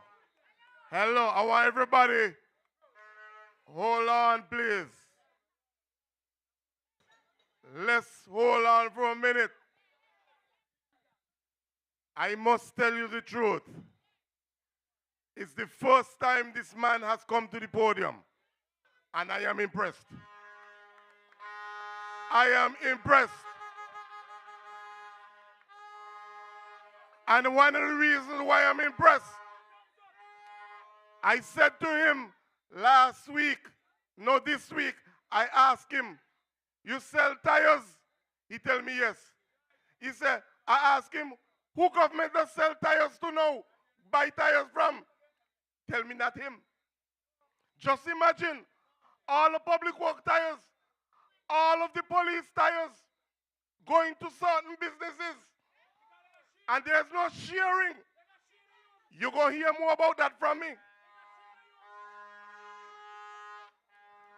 Our next speaker to the podium is the one and only.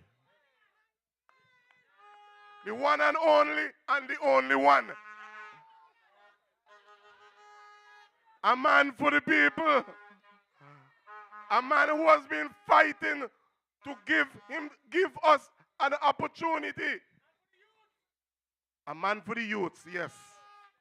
Listen to me. He not just fabulous. He go back up chat. Fabulous. Come to the podium. Only listen, what station? Nuff no one not talk it. Sell out quicker than the goods in a supermarket. What station? Tired fi get advantage. I own alone one live what station. Crime and crime, thief for thief. A voice to the people we are sick. German weed we been hearing on all issue. From the big right down to the small issue. Result T1 don't let nobody trick you. And if you're not perform, we are gonna dismiss you. Who are the voice of the people? We oh, tested and proven. We who are the people them choice? We if you want a better life, go German with what station. Deserve more so we get more. Only listen, what station? Nuff no one not talking. Sell out quicker than the goods in a supermarket. What station? Tired we get advantage. I own alone one live what station. Crime a crime, thief a thief. A voice in the people we are safe. Yes. Yeah. Yeah. People take a note. Someone will be elected even if you don't vote. Vote German way. They need the support. Jamrock said that. Yes, yes, yes. That is it. That is it. St. John's, good night. Judy Peace, good night. Collinscott, Mungo Hill, Sweeney's, Jack Sweeney's, Level Peace, good night. Greetings, salutations. The PDM Big Red Machine is in St. John's, and we are fired up, ready to serve. You see everybody come hot like fire tonight? There's some good at it. I'm not going to lie to you. Glenn, you have my vote. Look, if me not here, I'm here for the first time. Me vote for you. I agree.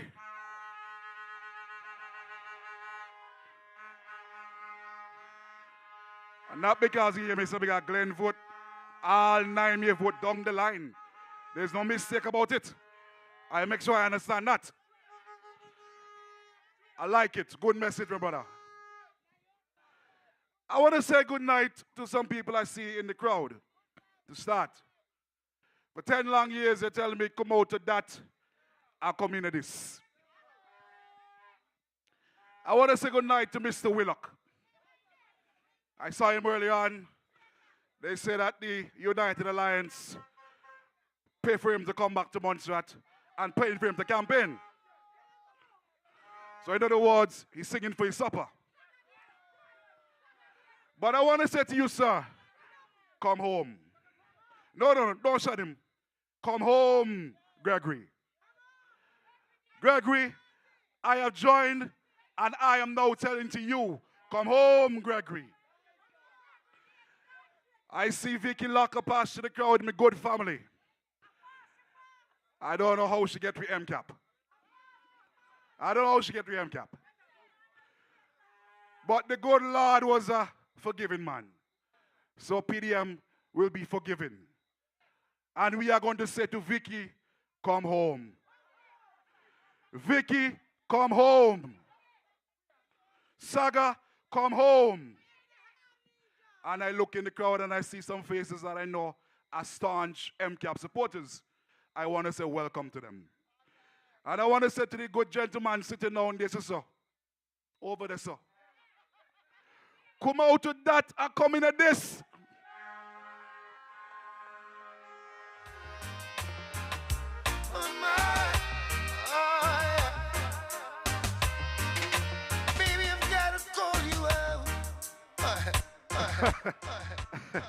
Look, it's all right. Y'all show him some love. You know, as we come to St. John's tonight, I contemplated as this community is heavily with fishers, fishermen, sportsmen, cultural men. And I thought, Fabio, you need to have a message for these people. But we've been doing a lot of house-to-house campaign. And as we go from door to door, we've been hearing the issues of the people. And I said to myself, no, we will get back to that. We have got to tell the people about the PDM's plans to put monies in their pocket, to alleviate the hardship and the strain from them, to stimulate this economy, to retain and grow our population, to fix access in this country, to take care of health care, agriculture and food security, bread and butter issues. And whereas I could tell you how we can use sports and culture to make money, I want to tell you about some of the PDM's plans, immediate plans, the low-hanging fruits, the ones that we believe we can accomplish within 6 months to a year. And so we have been speaking extensively about our revenue-generating measures, of which I will remind you tonight. But before we get into that, I want to say to you, no individual is supposed to be living after $300 a month. Not in the 2024. When we go around the community and we speak to pensioners who have worked all their life, 20, 30 plus years, and collecting $300, $400, $500, $600, that cannot continue under this PDM administration. We have said that no individual who has worked all their life should get less than nobody on a welfare recipient. If a man is getting $900 for his disability, or because he's not too mentally stable, we understand our responsibility to them, yes. But we have a responsibility to see to it that the people have toiled the soil and work hard in this country live and lead healthy lives, wholesome lives after they will have contributed. So we are saying within the first 6 months to a year, we will ensure that all pensioners are receiving at the bare minimum $900 to start with. We have said we're not talking pie in the sky things. There is a review. We're not talking with that yet. We have said there is a review that has been conducted by the Deputy Governor's Office. Their own instrument has said no individual should be working for less than $2,400, the living wage, the lowest wage. There is another report that has said the basic food basket to live healthy in this country, which was done about 4 or 5 years ago, is $1,400. So tell me, how in the heavens can you expect any individual working or not to be living on $300 and $600? This PDM administration is saying that upon taking office, we will lift further the tax threshold to $24,000. What does that mean? It means that no individual that's making $2,000 or less will be paying taxes in this country. That is what it means. We have said that no foreign entity, no foreign worker, no what they call them, technical corporation officer, that comes to this country and making 6 figures, $100 and something thousand per year and more, $200,000 is their salary. And on top of that, they're still getting what is called a cost of living allowance. The British government is saying things are too expensive in Montserrat. Our workers cannot survive in this country. You're going to make $225,000 and you're saying you need a cost of living allowance on that. This PDM administration is saying to you that, and look, we know we're saying no. Because let me tell you something. The election is October 24th. And they have something that is called the financial aid mission that happens every November. So it is convenient timing. So when I talk it because we know we're going straight into negotiation upon taking office with the British government. And we will put it on the table. If your civil servants can come to Montserrat and require a cost of living allowance with 6-digit figure salaries, our workers in this country must have the same application. So if we say, all right, $600 is a reasonable amount, I just call it an arbitrary figure, to add to the salaries, it is not an increase, it's an allowance. We will apply the $600 straight across the board for every worker. It is easy to administer in the civil service. So we will start with them. But the private sector will not be left out. Because I am going to tell you about some of the costs, the revenue-generated measures that we're going to use to raise income in this country. The Honorable Paul Lewis is going to come and tell you some more. The Honorable Donaldson Romeo is going to tell you how we're going to leverage the UK's responsibility to Montserrat to demand what is rightfully ours. More monies into our coffers. So we could talk like this because we have a plan. A working plan. A sensible plan. We're not just talking because we could talk. We understand how government works. So we are saying we will negotiate with the British civil servants that are coming here. As a matter of fact, no civil servants will come from England. Come down and negotiate with no minister. Minister to minister. We will establish working relationships with the ministers in the United Kingdom. Because 90% of the times, this Foreign Commonwealth Office, DFID, they have the agents in the country. And the ministers and the government don't have a clue what they're doing in this country. They don't know. They leave them to themselves. We're saying no. We want to have discussions minister to minister. Representative to representative. We are saying to you that within the first 6 months, we understand the pressures you feel at the port when you bring in a package and you have to pay your customs duties. You pay your customs duties on the cost, insurance, and the freight.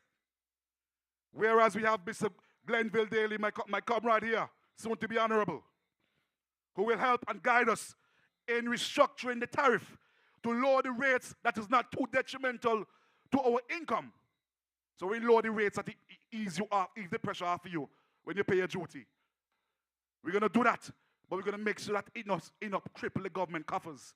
And we have the exportees here. That is the man that do it. Is he do it for customs for years? So we're going to do it. But in addition to that, you pay the duty on the cost, insurance, and the freight. Now here's the problem. The freight is often too high. So the freight push up the cost of the goods. Now when you charge duty, you can't afford it. We are saying a simple administrative adjustment. We will cut the freight in half. Apply only half of the freight to the goods. So if it costs $2,000 to ship a car from England, we're saying apply the cost of the car, the insurance to ship the car, and $1,000 out of the $2,000 to the freight. You still have your CIF. It's a simple process at the desk. The officer look at the document. Is it $2,000? It's all right, Mr. Daly. 50% off the duty. You pay $1,000. You add $1,000 to the cost. And immediately, the monies that you pay at the customs are reduced. Because we understand the pressures that you feel. They say that we want to give away the country. And we're just promising that we're going to give away things. Let me tell you all something. A young lady said to me, Fab, I have ambition. I stay in Montserrat. I build a house. I have a good job, pay me good money. But here the problem now, I go and I take a student loan because I have ambition. I have a child because you have to more population growth. And I want to contribute to the society. I have a little car, I'm paying a loan for the car. The good salary come down to her barely having just over $100 at the end of the month. She has said to me, I feel like I am punished for having ambition and for staying in Montserrat. And we are saying, no. Our people have stayed here. Those of you who have come and joined us, and those who have stayed in Montserrat, and you must feel some of the slack. We can't continue to pressure the people. We have to find ways of relieving the strain in your pockets. So when we say something like to a mother with children, 2 children to go back to school, that we will offer back to school vouchers, allowances, in addition to reducing the duties of school supplies at the customs, so that the retailers can sell a geometry set, a pen and a pencil and a ruler cheaper than they sell it now, more affordable to you. They will pass on the cost-saving measures to the consumer.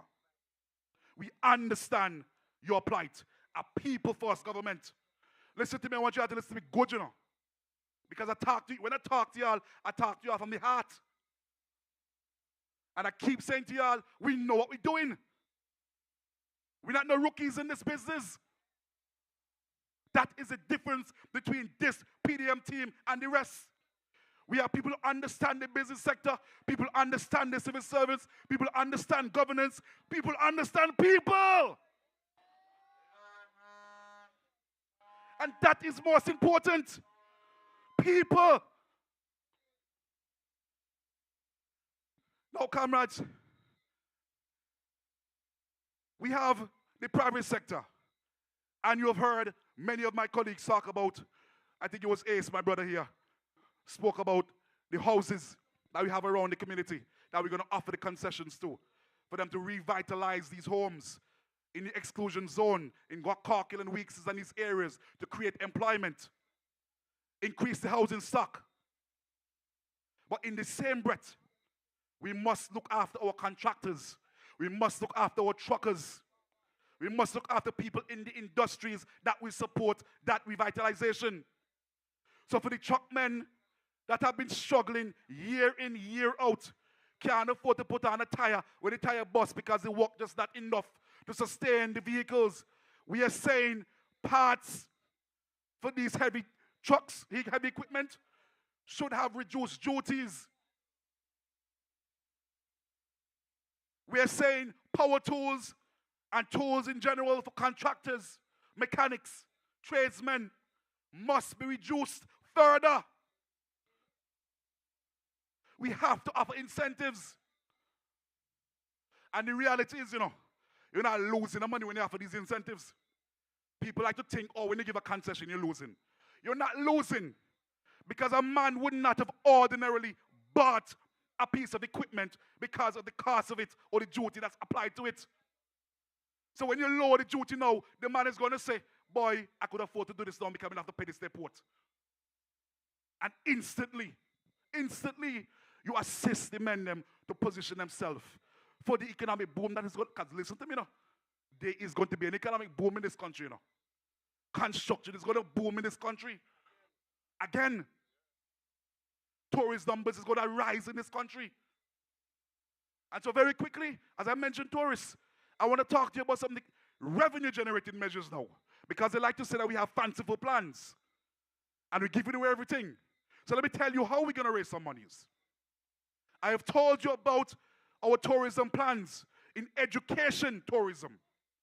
I've said to you, Montserrat has been the pioneer of education tourism. We had the American University of the Caribbean that had nearly 400 students resident on Montserrat.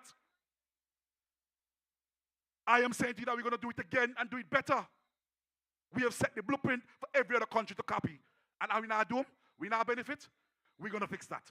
We are going to find a UCRE accredited school. It doesn't have to be medical. It could be a school of volcanology. We're the only active volcano in the Caribbean. A school of volcanology. A school of geology. Field study institutes. Let people come here and study the volcanic soil and the stones.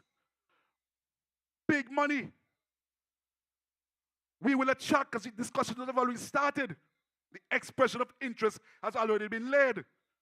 An international boarding school is interested in coming to Montserrat. And we're talking about 500 to 1,000 students resident here. Now let's do some maths. If you have a school of geology or volcanology in Montserrat, and you have an average of 30,000 per student for economic costs, meaning for them to survive on an annual basis. And that money is spread across the economy. Let us say, for example, you have 300 students here on the island at 30,000. How much is that? That's 3 million? That's 3 million new money in the economy. US, pounds, and euros. Foreign exchange. I have said to you that we're going to utilize sports tourism. And I see Mr. Baker just walked through. Who is the next Lionel Baker? Who is he? We have failed our young people in sports. But we are going to correct that. And we're going to create opportunities for our young people to stay right here in Montserrat and make money. And then we're going to introduce sports tourism because we have prepared our young people to represent this country first. Then we'll bring the numbers to our shows for tournaments, training camps. We have a state-of-the-art facility over there in football field. And we cannot bring international match because we can't access the country properly. Nobody can get into the country. Nobody could get into the country. So we cannot capitalize on the infrastructure that we have. We have a facility down in Little Bay. You have seen the potential when we have Leeward Islands basketball tournaments. I am saying to you, if you can have 5 to 6 different tournaments in different related sports, football, basketball, cricket, good God, cricket. No cricket play in the country for how long? 5 long years ago, cricket field down there. And not a hardball cricket play down there. No pitch. What can go, sir? 5 long years. We are saying that if we can attract about 5,000 people to our shores for sports tourism, 5,000, that's all we want to start with. Each of them paying $1,000, spending $1,000 in the economy. That's new money again in the economy.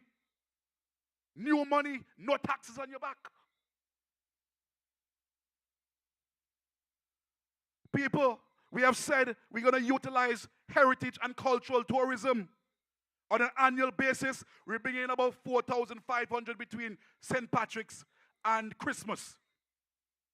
I am saying to you with the PDM's plans to invest more into the Monster Arts Council so that they can market properly, prepare themselves for the influx of people, to have proper shows, quality shows, to sell our culture. The culture is the face of your tourism. We are going to invest in the MAC because we understand the assignment.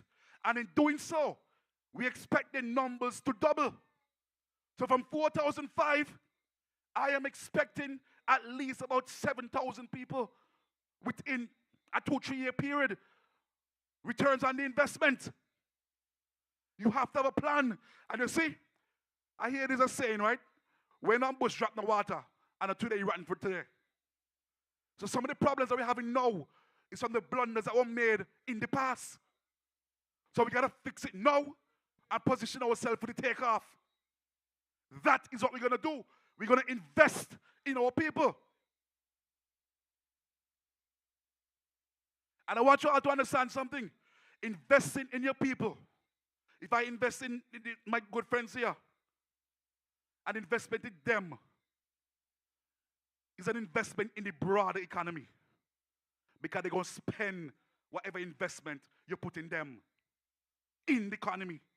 Then I carry them away. It's right here, they're going to spend it. So we have to look for them. We have said to you, one of the biggest problems we have in this country is population. If we fix the population immediately, 90% of our problems solved. Immediately. Economies of scale. You have more people. More everything circulating.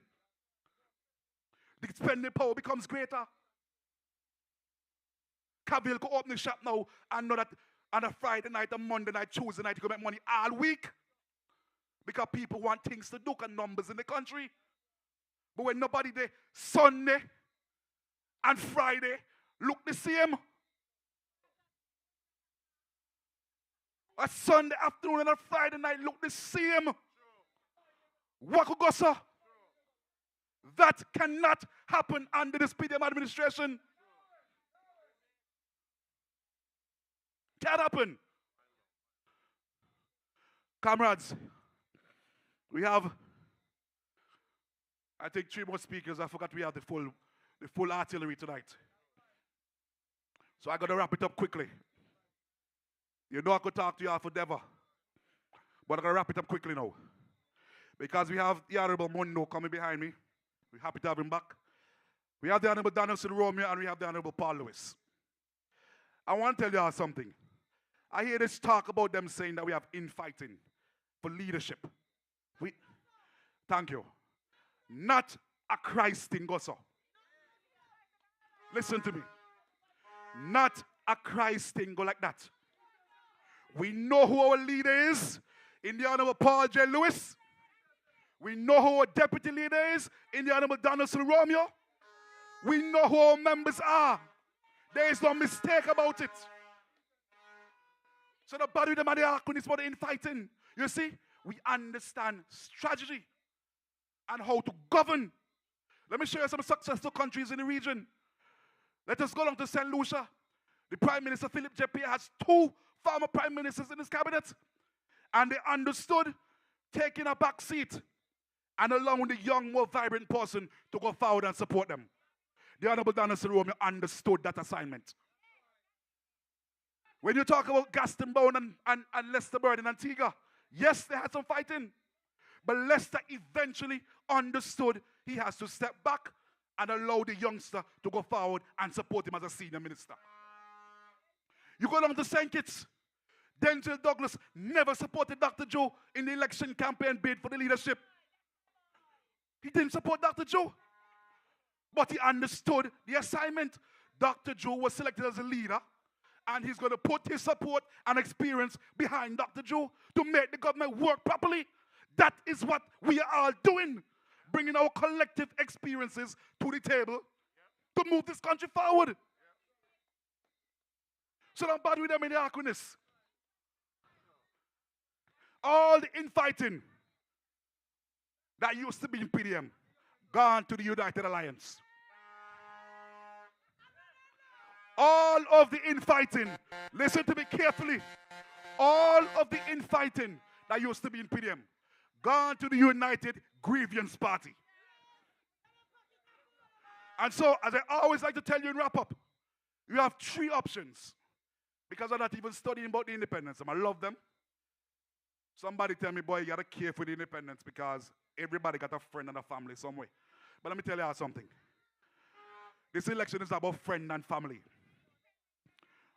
If you can't lean upon your friend and family for your pocket, or put something in your pocket, it's not about a friend and family. It's about how you can create a sustainable government with policies and plans to make life better for you. So, we don't want to see no independence because it is spoiling the votes. We don't want to see the United Grievance Party. I tell Ruben already, go back to the nursing home. Go back into retirement, Ruben. Ruben Meade at 70 years old cannot lead no country to prosperity. There is no future in that. The good book says, if I believe in God, all men will only dream dreams. Ruben is a dreamer. The good book promises you 3 scores and 10. Ruben is 70 years. He's now on borrowed time, people. So we will send him. Since he don't want to stay in retirement home, we will send him to the political dustbins. So reject the United Grievance Party. Then we have Jim Jones. Dr. Phil. Jim Jones, I keep telling you all, you must congratulate Jim Jones.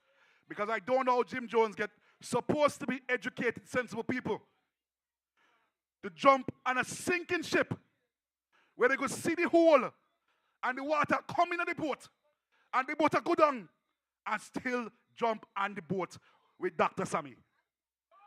So now you have to question these so-called educated people's discretion, their rationalization, their mental capacity. Are they fit to run for political office? It's either that or they live in a different country because they clearly not feel what you feel. They clearly not see what you are seeing. And they love to talk about professionals. You want to know the problem?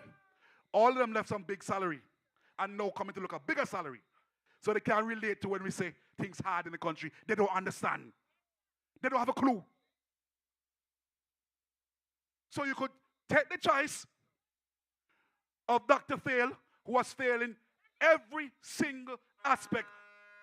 The potholes, the port project, the airport situation, the labor issues, the Monlek power outage.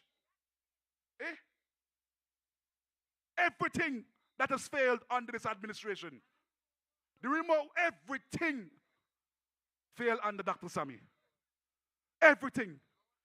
And Dr. Sammy is now coming to tell you that you must vote for him to lead you all to prosperity, to a sustainable future without God. And then you have Paul J. Harris. Lewis. It must be me that Kamala Harris must say win. My name is Joel, I'm a prophet. Paul J. Lewis, our next premier of Montserrat, with the People's Democratic Movement. And like Jared has always said, a team, a ship with oar, rudders, engine, backup engine, life jacket, everything. this ship will sail and sail to victory. So on the 24th of October, people, make no mistake. Make no mistake. You love them, no feel no way. Your conscience now, but no way conscious. You love them, continue to love them. This fight is about Montserrat. And you have to vote for a party that will move Montserrat forward. The PDM, all 9 down the line. Ladies and gentlemen, vote the PDM. Vote Jermaine Wade. And remember, Wade again.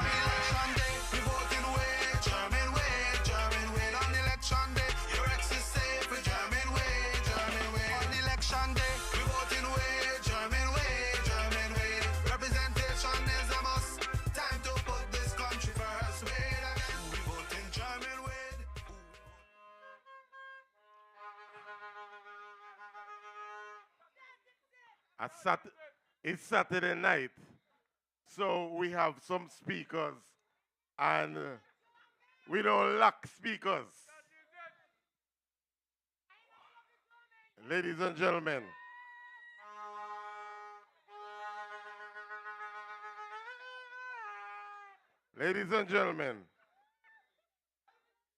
a man that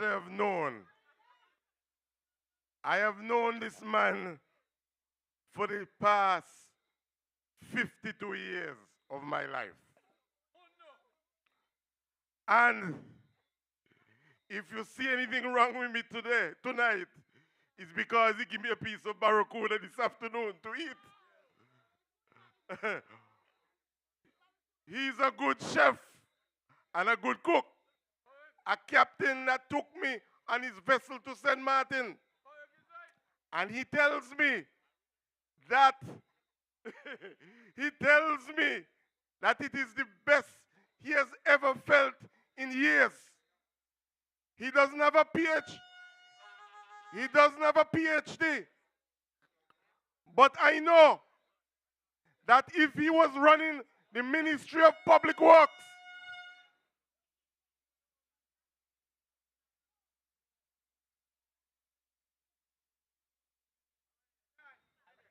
he doesn't have a PhD.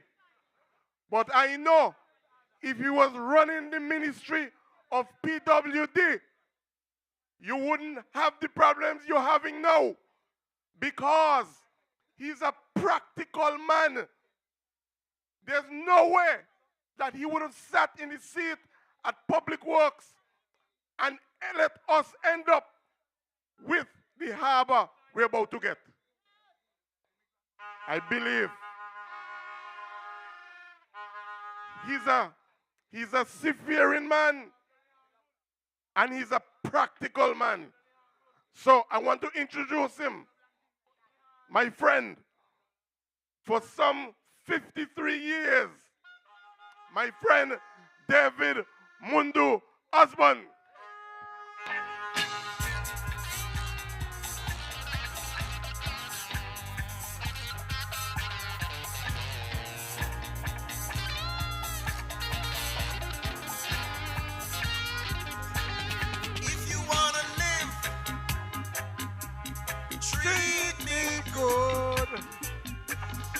If you wanna live, you better treat me rude. I'm like a walking razor, don't you watch my size, I'm dangerous. Say I'm dangerous. I'm like a walking razor, don't you watch my size, I'm dangerous. Dangerous. If you are a bully, treat me. Good evening, my people. St. John's, Sarah, Montserrat.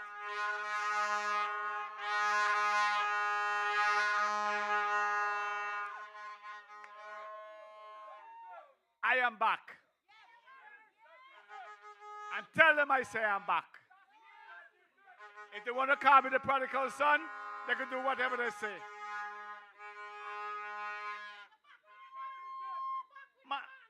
My people, you know my situation. And I go all the time to make sure I'm doing what I have to do. Because people, as I said before, well, let me just ease that off and come to this. The first time I came on a platform with the political, in any political thing, was right here. This same spot right here in St. John's. Charlie me could tell you that. Charlie! And people, I always say, I would do what I have to do. I would die for the people of Montreal in this country. And nothing gonna change. As I say, if I fall, I'm gonna get up. Nothing gonna keep me down. And nobody gonna keep me down in this country fighting for my people. Are you hear me? Nobody gonna keep me down for fighting for my people of this country. And when I say my people, whether you come from Jamaica, Guyana, Dominican Republic, Haiti, you are one of us.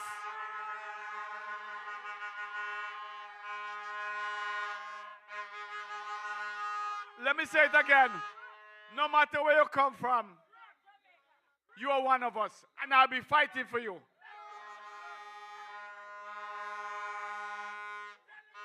People, we have some newcomers, if I let's call it, give them that name, some newcomers who think that they know everything. They're educated, they're this, they're that. But let me tell you something. You can't mix education with intelligence. Because here what happened. Some people got a bachelor's degree and whatever it is, but they're still dumb. They were idiots. They don't look for the people.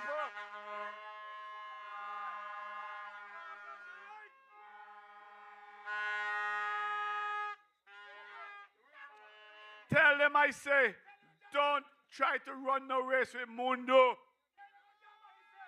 Mundo is for the people. John Bassi say, let me get it right. Let me try to get it right. Studiation beat education.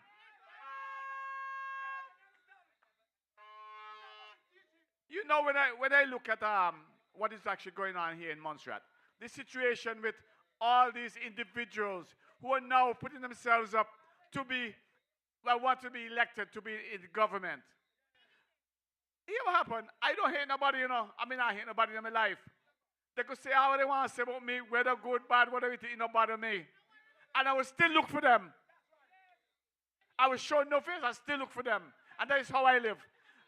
Take about the decision I made. I am with PDM.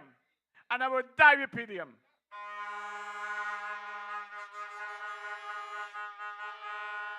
I made a decision a few months ago. A decision that we thought was in the best interest of the people of Montreal at the time. In terms of supporting the MCAP party, the MCAP team, to get a few things done. Man, they cuss me, all kind of people, they ridicule me, they do everything. They call me all kind of thing. And you know what I do? I just smile at them. I, David Osborne, make my own decision that I think is in the best interest of the people of Montserrat. Whether they like it or like it not, as long as I think I'm doing very good for the people, I'm going to do it.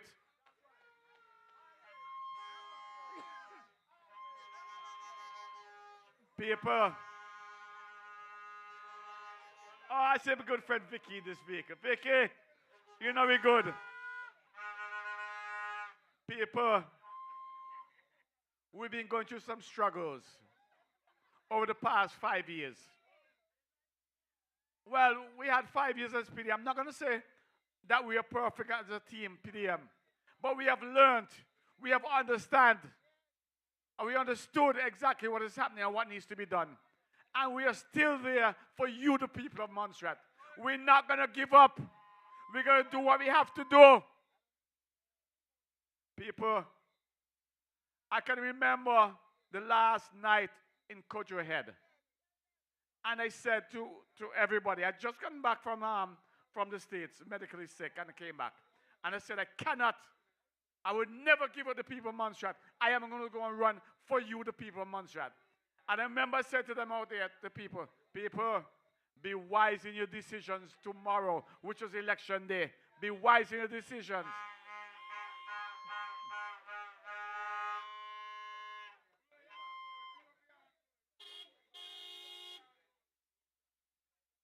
And I said, people, if you make the mistake to vote for a different team, we're going to be serious problems.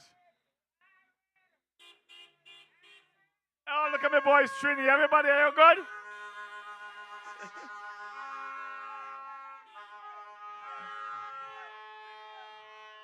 People, as you see, PDM, the team, we have many individuals inside this team that can make anything happen, just about everything happen.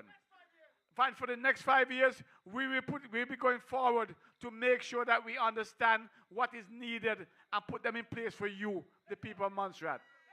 As I said, we have too much of individuals in the present government, or in the past. Well, are they still in government right now? No, okay, and they have their excuse me, they have their own ideas as what they think. They pass upon the road, they promise you all kind of something, and they never deliver. They never come back to you and tell you, oh, okay, we tried, but because of this, it's not going to happen. All they tell you, okay, all right, we're going to do it, and they never get back to you. I ain't going to call no name. But I know the name.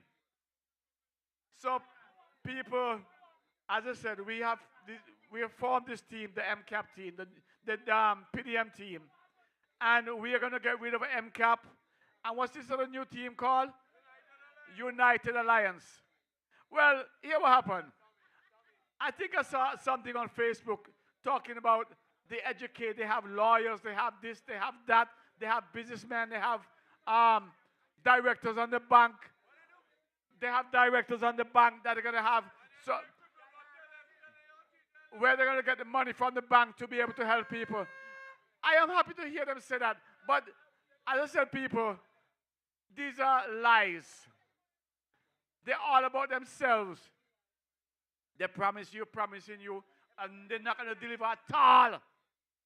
My friend Julian Romeo could tell you, as he said, how long has he been together? About 50 what? 53 years. Well, I guess so. And he could tell you the amount of time that me and him have argument and cussing about certain things. He's got his ideas. I got my ideas. And we come together, we cuss, and we said, we met nice, real cuss. And at the end of the day, I might be wrong. And I said, well, okay, Julian, you got a point. But we put our heads together and we make it happen. If we can't do that, how are we going to get Montserrat move forward? Donaldson Romeo is Julian's brother. And Dan could tell you, Julian could tell you how much time it cost with Dan. But me and Dan still good. Me not going to let you knock down Dan. If you go on the road, me not going to sit Dan far up on the road and me not pick you up. No. And that's what we have to live with each other and help each other. Let's stop lying to each other and do that. Let's live in unity and work to build this country. If we don't do that, we're not getting nowhere. Look, when I travel, I love traveling. And when I go to different islands and I see how they're developing. You know, and I say, Lord of mercy, look at us here in Montserrat. We only get promised by politicians, especially the past 5 years. And absolutely nothing happened. They believe they could do what they like without telling us, the people of Montserrat. No discussion with us. Can't walk. This PDM group with our leader, Paul, I don't know what middle name is, but Paul Lewis. Be like for hear the J. What is the J for? John? John a great man, you know. But people, as I say, I'm not going to talk too long. But we need your support to make a difference in Montserrat. Let me just tell you something. I can show on the phone right now. When the MCAP government, I think it's about 2.5 years ago, about 2 years ago, I met a gentleman from Albania. He lives in Florida. Well, I met him through Antigua. His wife and his kids came to Antigua for a holiday. That time the COVID-19 was going on. So it's probably about 3 years. Yeah, and a friend of mine who owns a hotel in Antigua, she's like a sister. She called me and said, David, I have some friends here. They really want to, guests here, sorry, not friends. Some guests here, they really want to come to Montserrat to see what Montserrat is. That time you had to have, you had to get a remote workers permit or something like that to come to Montserrat. And they decided to come. They couldn't pay what they had to pay because Royal Bank has just sold out to Bank of Montserrat. And I said, well, no problem. I will pay for them, whatever. Just, let it do what they have to do to come through. They came to Montserrat. They quarantined because they had a quarantine, and they quarantined in Old Western House. After that, I took them out there, and they loved Montserrat. They fell in love with Montserrat, and they wanted to do a business here. Mark you, these people in Florida, they have apartment buildings in Florida, and they're from Albania. They're in the oil business. They're in everything, and fiber optic and all this kind of stuff. So he said, what he thinks he can do here. He said he wants to open a cosmetic factory. And he would love to do it here in Montserrat. I went through the process. I said, if you think I'm lying, and there's lawyer Silcutt. She got the job to be the lawyer to sort things out. They did everything, put it through to the government, and still can't get a response. They did everything that is needed. Time gone by. Larry, the gentleman's name is Larry. He called me and said, I was in the States. David, we're still waiting, and this month is going, and we have products sitting on the dock in Italy. And, certain things have shelf life and this kind of stuff. So what can we do? So I said, well, Larry, I'm not back home, but maybe if that's going on and you're not getting through, maybe we could try a different island. He said, what are the islands? I said, well, to be quite honest, St. Martin would be an easier place to get a business done. He said, but I don't know anyone there. So I said, not a problem. I'll hook you up. And I hooked him up this was October, right? And November, he went to St. Martin. At the end of November, he had everything done. In December, they had containers landing in St. Martin. At the end of February, they had container, early March, end of February. They had 244 containers of products, one going to America and one going to Europe. And here what happened, they had to put the stickers over the labels that said made in St. Martin. And because he had made in Montserrat, they had to put made in St. Martin, the stickers to cover up the Montserrat they'll make. It was named Emerald Cosmetics. I have it on the phone. I can show you the picture if you think I don't lie. And this government, MCAP, never responded to them. You know where they are right now? They bought the building out that they were leasing in St. Martin. And they bought 2 condos in St. Martin. When that could have been bought here and done here in Montserrat. Are you telling me that you want industrial people to come to Montserrat invest? None to all go, so. This government here, as a matter of fact, I talked to Larry,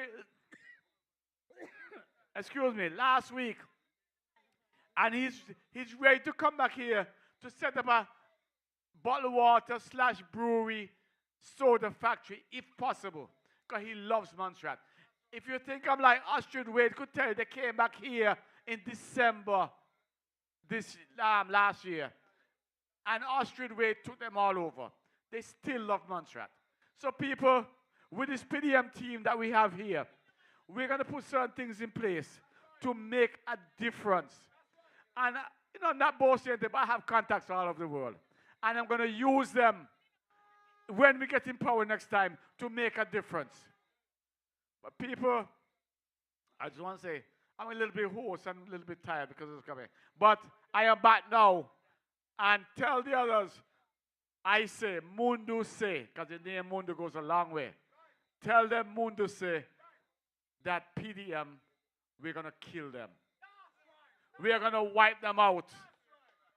Their term has come and gone.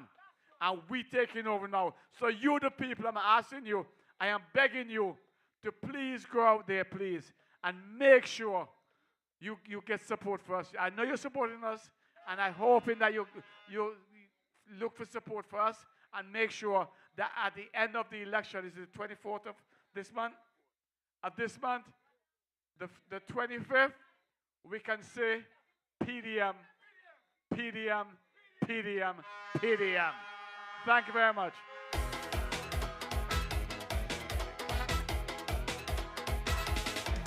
Give me a P, give me a D, give me a M. What you got? P, M. Give me a P, give me a D, give me a M. What you got? P, M. Vote PDM. If you love Montserrat, vote PDM. 'Cause that is where it's at.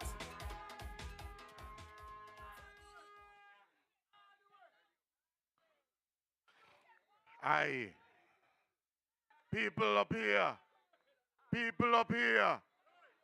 You're not listening to what's going on down here. We want you to leave this meeting having heard what we plan to do. So you have to listen. I have a dream. I have a dream. Yes. And look here, I spoke already about the galvanized roof that they put on Banco Montserrat. I spoke to one of the government officials back then, and I told him, listen, what they should have done was carry Banco Montserrat down to Little Bay. Put Banco Montserrat at the bottom floor. At the time Royal Bank was here, put them on the second floor. Put financial services on the third floor. And put ECCB on the fourth floor in order to start a new town in Little Bay. That is vision. But my vision tonight, I picked up a young lady. This week, I gave her a ride down to customs and back to the market. And I'm hoping this government will put something in place and put a building close to the Port Authority for all the agents of the boats, that people, elderly people and other people, don't have to be walking back and forth to go to customs in the hot sun. Ladies and gentlemen, our next speaker, I'm not going to tarry.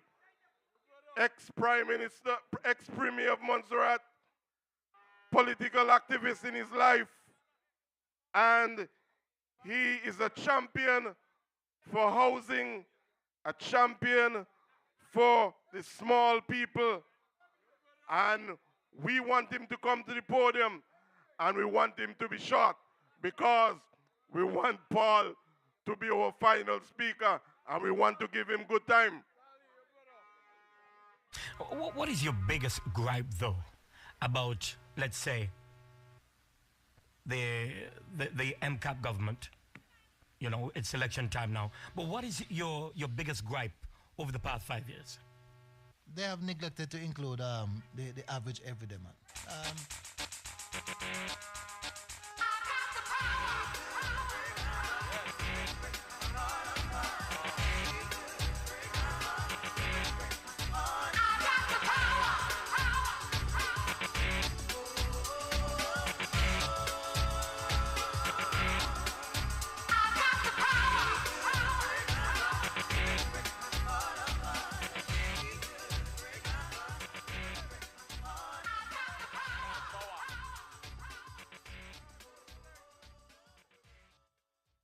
Good evening. Good evening to St. John's, Peaceful Cottage, Dick Hill, Bazis, Judy Peace, Mungo Hill. Good evening, everybody. Do you believe you have the power? No, man, you don't believe you got the power. Eh? Come on. No, they tell me I have to be short. Well, let me just tell you, before I left my home, I was on a call with a former Chief Minister of Montserrat. And he asked me why he hasn't heard me speak about the airport so far. And I said to him, Chief Minister, I must get the people to first believe that there is money to do what we promise. Isn't that right? A man said to me the other day, politicians love for promise. And people tired of them a promise. But he says, still promise them done. But let me tell you something. I don't believe in promising unless I know I can find the money to deliver what I'm promising. And that is what the other two parties cannot tell you. Listen to them very carefully. They will tell you about going to investors and this and that, but they cannot tell you how they're going to get the money to fix the things that they say they're going to fix. And that's the difference between those parties and this party. Shirley said that without vision, people will perish. And my good friend Glenn, you did a good job tonight. Keep it up. Glenn said we have to operate government like a business. Isn't that right? So tell me, without vision, people will perish. And the same proverb says that that money answers all things. Isn't that right? So you have to have vision, you have to have money, and you heard my good friend Jermaine talk about fighting, and my good friend Benji talk about a party that fights. And let me tell you something. Don't let them fool you. Let them come up here and tell you what they've ever fought for. I challenge them. The two parties come and tell you what they have fought for, not just over the past 5 years, over the past 20-odd years. So let me tell you, where are we going to get the money from? I had my 2 buckets, but they're not here. But let me tell you something. You ever hear, wait, are you listening? You ever hear in our gambling house, the man they call the casa man? Are you know about gambling? Who the casa man be? The house man get a cut of every money, ain't it? So he can't lose, ain't it? Well, let me tell you, somebody come in with the bucket. In one pile of money that is provided for overseas aid, there's over $9 billion for overseas aid. $9 billion. In the other pile is over $100 trillion in Britain. And from that $9 billion, I'm going to tell you all that Montserrat can get in aid. It's good. Somebody tell me, keep showing you all the buckets, so I'm going to do it. This bucket here is overseas aid. Over $9 billion available right now. In the past 15 years, there's been over $150 billion in this year. Last time I told you about how much people getting in Jamaica. How much money they're getting from Jamaica from this bucket. Hundreds of millions to the Caribbean countries from this bucket in Britain. This is British money, you know. And we down here struggling to get money to do roads and to do basic things. While $100 trillion is being spent in England and monstrations running from here to there to get what you should get here. That is why we're in trouble. Our politicians are not able to get the money from here to look after the people from the beginning of the crisis. That's why I got into politics. In the beginning of the crisis, 7,000 people crossed Bellum, and Ruben Mead couldn't get $1 from housing from this bucket. $1. And he ran to CARICOM, and he ran all over the place to get money for T1 level houses. And eventually over 3,000 people left within a few years. The same R.T. Mead went to Dubai to look money to develop the town. He needed over 150 million pounds, US dollars, to put in a port and develop the town. And guess what? He had to run back to Montserrat with nothing in his hand before elections. Where should he have gone? He should have gone here to get his 150 million US dollars. But he was not man enough. He was not wise enough to present a proposal, just like Glenn says, like a businessman, put a case to the British government to get the money from here. So let me tell you all something. Montserrat is not the only country that struggles to get aid, and that's losing their young people and losing their population. Is not just Montserrat. I'm going to tell you about an island with 1,200 people. An island called Sandoy, one of Denmark's Faroe Islands with a population, as I said, of 1,200 people. And they just built a tunnel that is 6.7 miles under the sea to get from Sandoy to the other Stranmoy Island, where there's more activity and economic growth. Imagine you get a tunnel from here to Antigua, a tunnel from here to St. Martin. I'm just saying, connecting our economy to theirs. But they're all a stream of islands.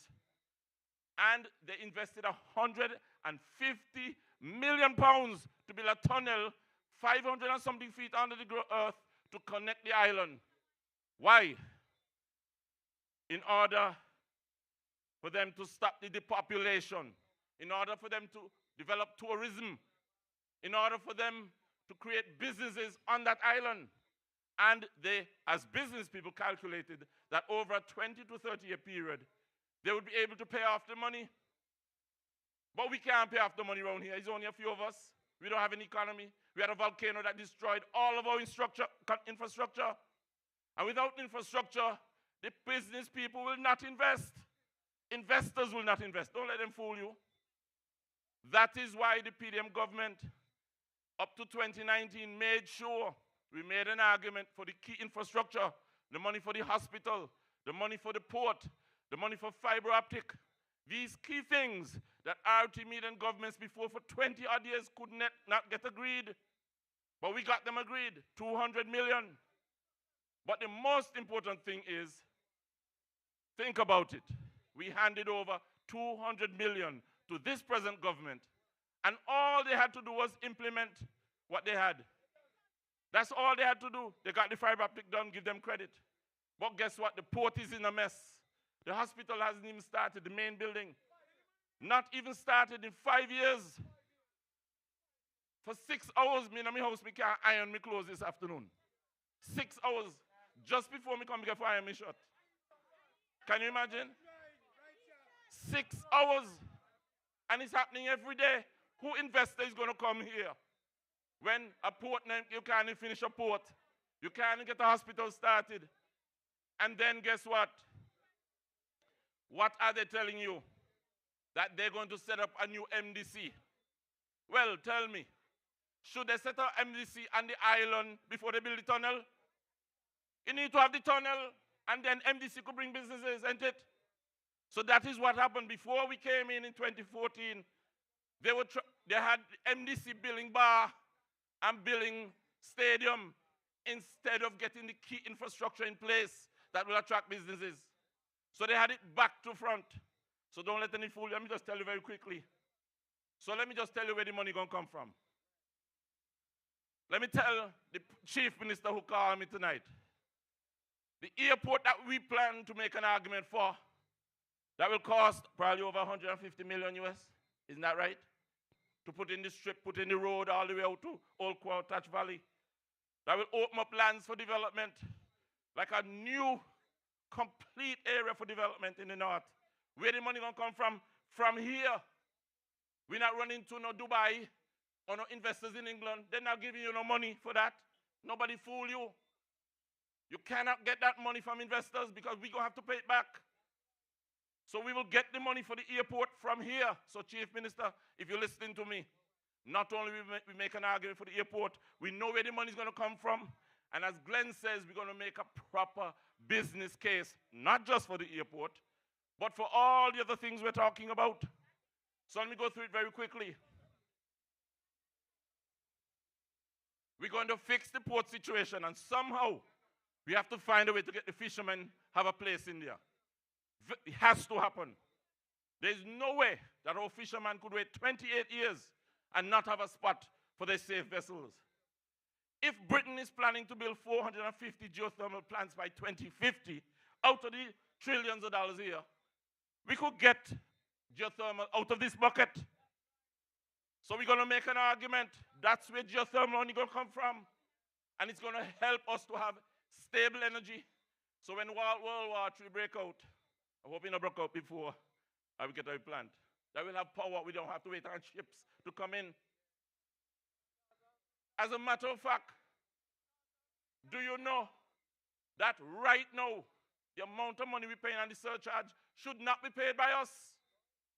The British government should be subsidizing it so that we can bring down the cost of electricity for everybody. Think about it. For 28 years, we've been paying the subsidy, waiting for change. For 28 years, we've paying the duties at the port, waiting for change.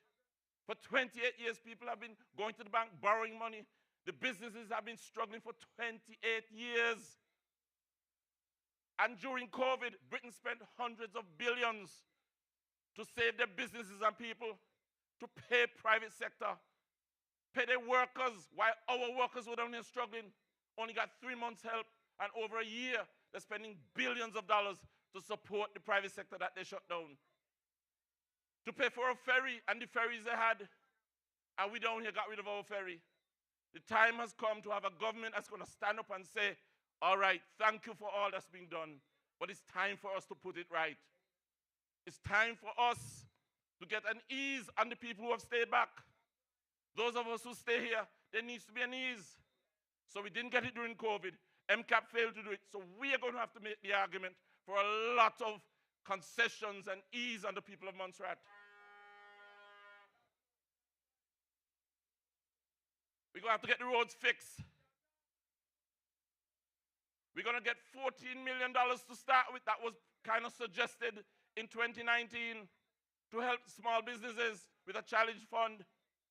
Glenn, they couldn't go in. You said that they don't go into the business to ask them what they could do to help them. They can't, because they don't have no money to help them. You heard what Glenn said earlier? They can't. How are you going to go and ask people, what can I do to help you if you don't got no money? Well, we're talking about 14 million EC dollars. That's 200 businesses can get 70,000 on average. That means some could get 150, some could get 30. And you're talking about fishermen, you're talking about farmers, you're talking about young people who have ideas to sell and do business on the internet. You're talking about our regular business that have been struggling, who need grants and very low interest loans to help them get going again, to buy goods and get the economy going again. You're talking about 14 million to address housing, get all the houses in Daville rebuilt once and for all.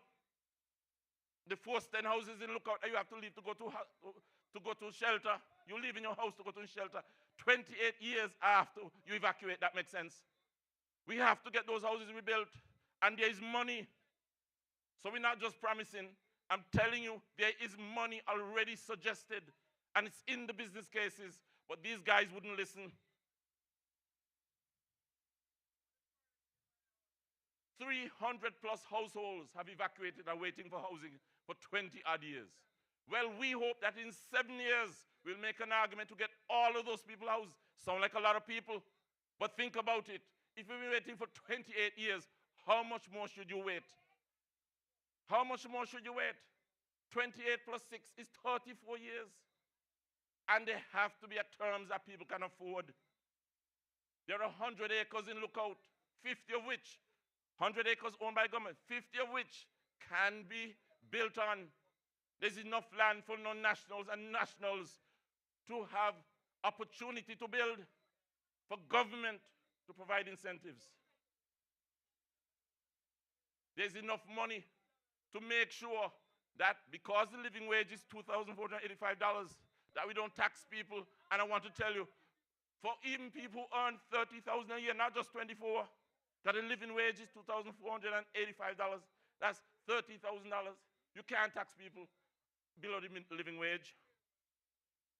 It means that there must be a way to increase the salaries of public servants and to do a study to make sure they all come in line and to help the private sector people who are struggling, to mothers with children and families. Just like what you go to England and get, you must be able to get here. There should be nothing that you go there to get that you can't get here, because the money is here for us. But let me just cut it short and sweet, because I was wanting to be short and sweet. Because I could tell you all the other things that they mentioned before, that we are going to find the money to do it. And in a nutshell, let me just tell you. You probably listen to the news and you listen to Premier Motley, Prime Minister Motley, at the United Nations, making an argument for the entire Caribbean. Even Montserrat, she's making an argument for. But guess what? It's not the age of the other parties' leaders. I want to tell you, is the mental slavery that they've put us under. Telling us that we don't need the United Nations. Big mistake. To get this money, you need the United Nations. If Mia Mottley, who is an independent prime minister of an independent country, goes to the UN to make the argument that the UN should provide funding to help save the Caribbean countries, including Montserrat, good gracious me, why hasn't our chief minister gone to the UN in the past 5 years? I don't know if he's been there once, if so many. They must stop telling us that we don't have priority on this. No intelligent politician will ever tell their people that they don't have a right to this money when the British government says that this money you have a priority on, you have to fight for it. So that's the difference between our party. And let me tell you, within the first year of being in government, Honorable Louis, we're going to make sure the entire world knows what's happening in Montserrat. The entire world. We're going to get the OECS. We're going to get CARICOM. We're going to get even the EU. The EU going to support us. Even the African countries going to support us. Who else? Black Caucus, I've met them in the United States. They're willing to come and support us. They have MPs in England. Even the British taxpayers are going to support us. So we are going to make the whole world know that what we need, here's the money, and they need to stop forcing us to leave here, to go there, and give us here what belongs to us. We are not begging. So I don't care if you're 95 years old. If you're telling people we're begging, you want a lash. I don't mind if you're 95 years old, but at least don't tell people stupidness. You get it? So ladies and gentlemen, I speak very forcefully and I tell you, I have every confidence that with a united government, with a united PDM, with a united country, with businesses and the private and public sector uniting, with the young people standing up and insisting on what they want and challenging the government to, we will have the prosperity that they've been promising in the white paper. We have to access it. We have to fight for it. And as a party, I'm confident that this is the party under Honorable Louis. This is the team, the PDM team, that will make a difference. Thank you. PDM is the party, fighting for everybody. Vote PDM. Vote, vote, vote PDM. Vote PDM. Vote, vote, vote PDM. For economic growth, PDM have our vote. It's no secret. PDM has the best candidates. Good governance, accountability, strong leadership. Yeah, we're winding down. One more speaker.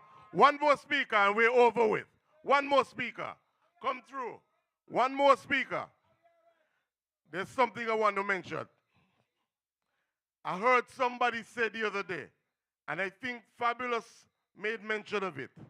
The person said in the distance, Paul don't like Dan, and Dan don't like Paul.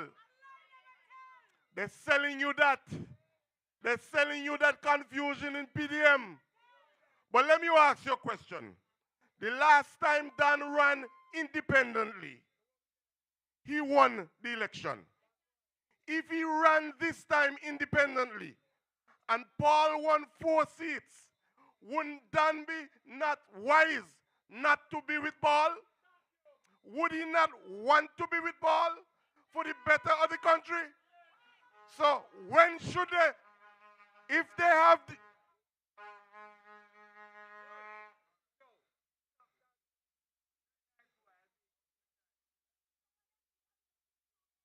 if they have differences, the best place to do it is in-house. The best time to do it is now. Because independents are not going anywhere. And no matter who they are.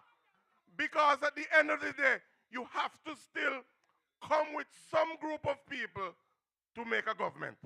So I'm saying to you, quit believing what they're saying, that we are not getting along.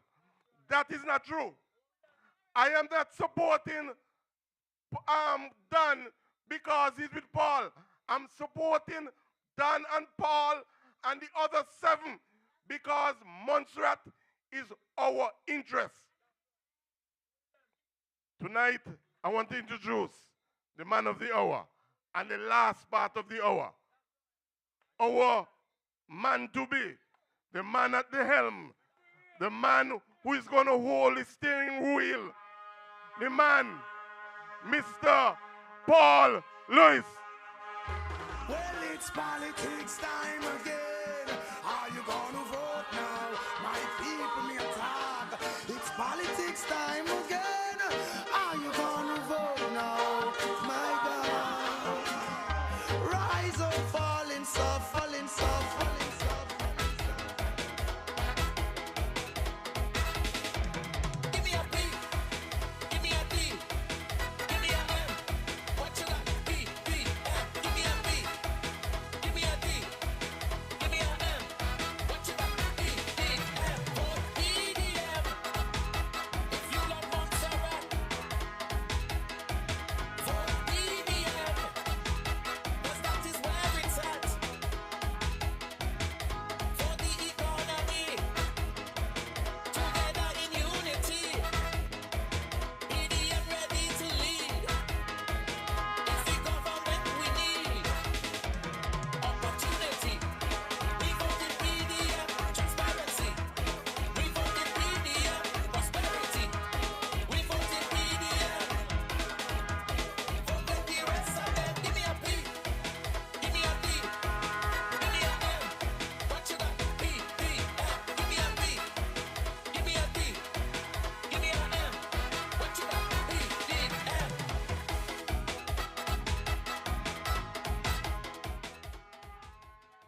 Good night, good night, good night, good night. This is not a burying ground. Good night, good night, good night.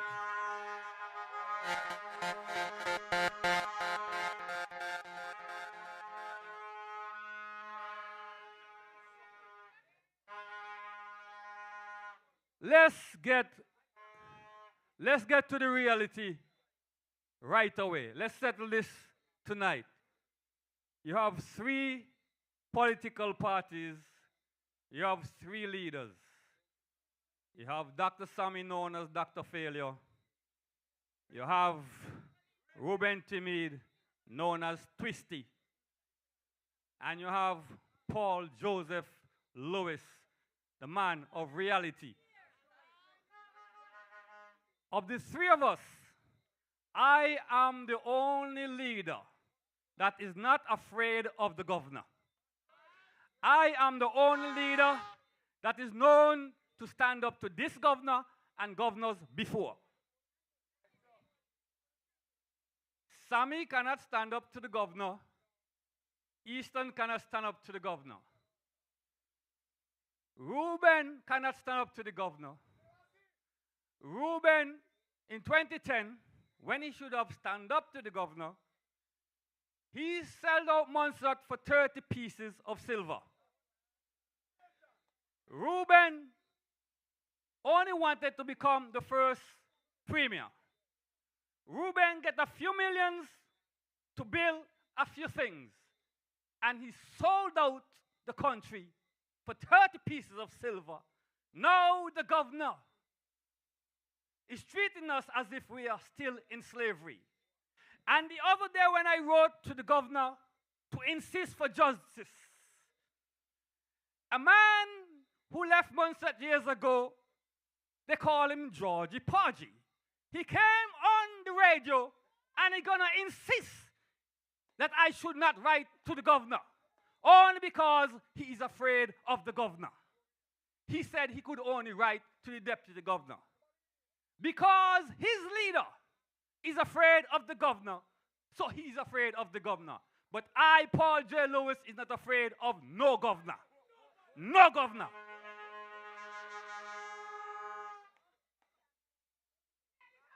No governor should have more power than our elected leader. When I wrote that, I mean it. It's coming from the heart. It's coming from the heart. No governor could come in Montserrat and have no more power than an elected leader. And that is why PDM will put forward a case for amendment of the Constitution so that we take back the power that belongs to the leaders that you elect so that we can carry out the mandate that you give to us. And that is what I said, and that is what it will be.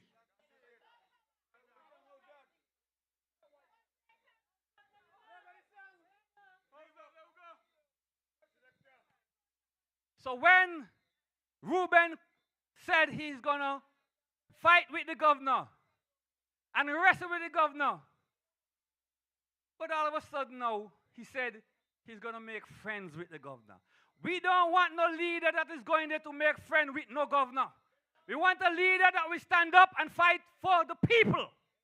That is what we want. So if you want to have a darling relationship, he could go right ahead, but not as our leader. Not as our leader. So let's get that straight. He cannot stand up to no governor. I don't know if he could even stand up.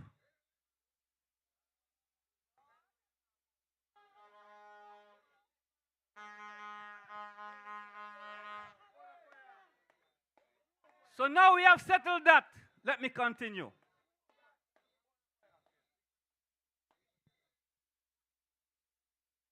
You know, it was on the PDM that this same constituency see the most roads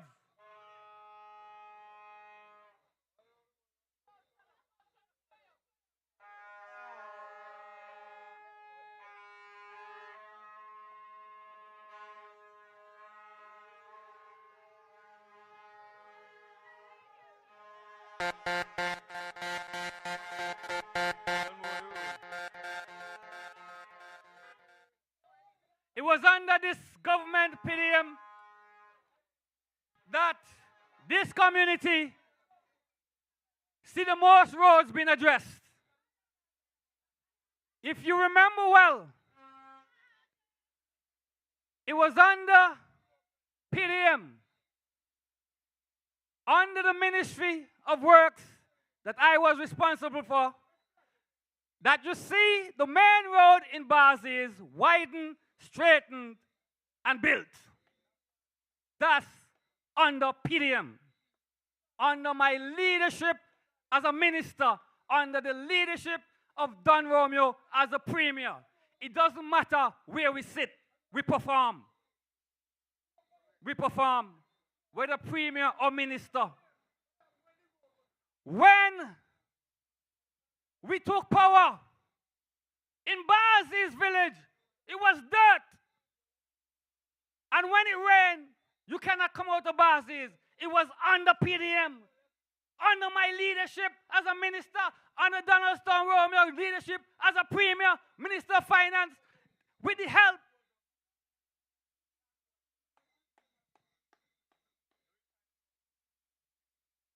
That is when the whole of the Bazi's village got paved. It was under this PDM leadership that Judy Peace, the whole of Judy Peace, got paved. It was dirt. So this very community has a lot to thank PDM for. And let's just go down to Drummond's again. It was under PDM that the majority of the roads were paved. So when you see all that work done in this community, and you said PDM did nothing, let me ask you a question. What was done since we left for the last 5 years? All we getting for Christmas is a pothole. Is a pothole for Christmas.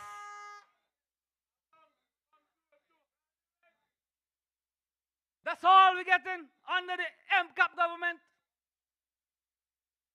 And it's for the last 15 years, the most roads addressed in Montserrat was under PDM.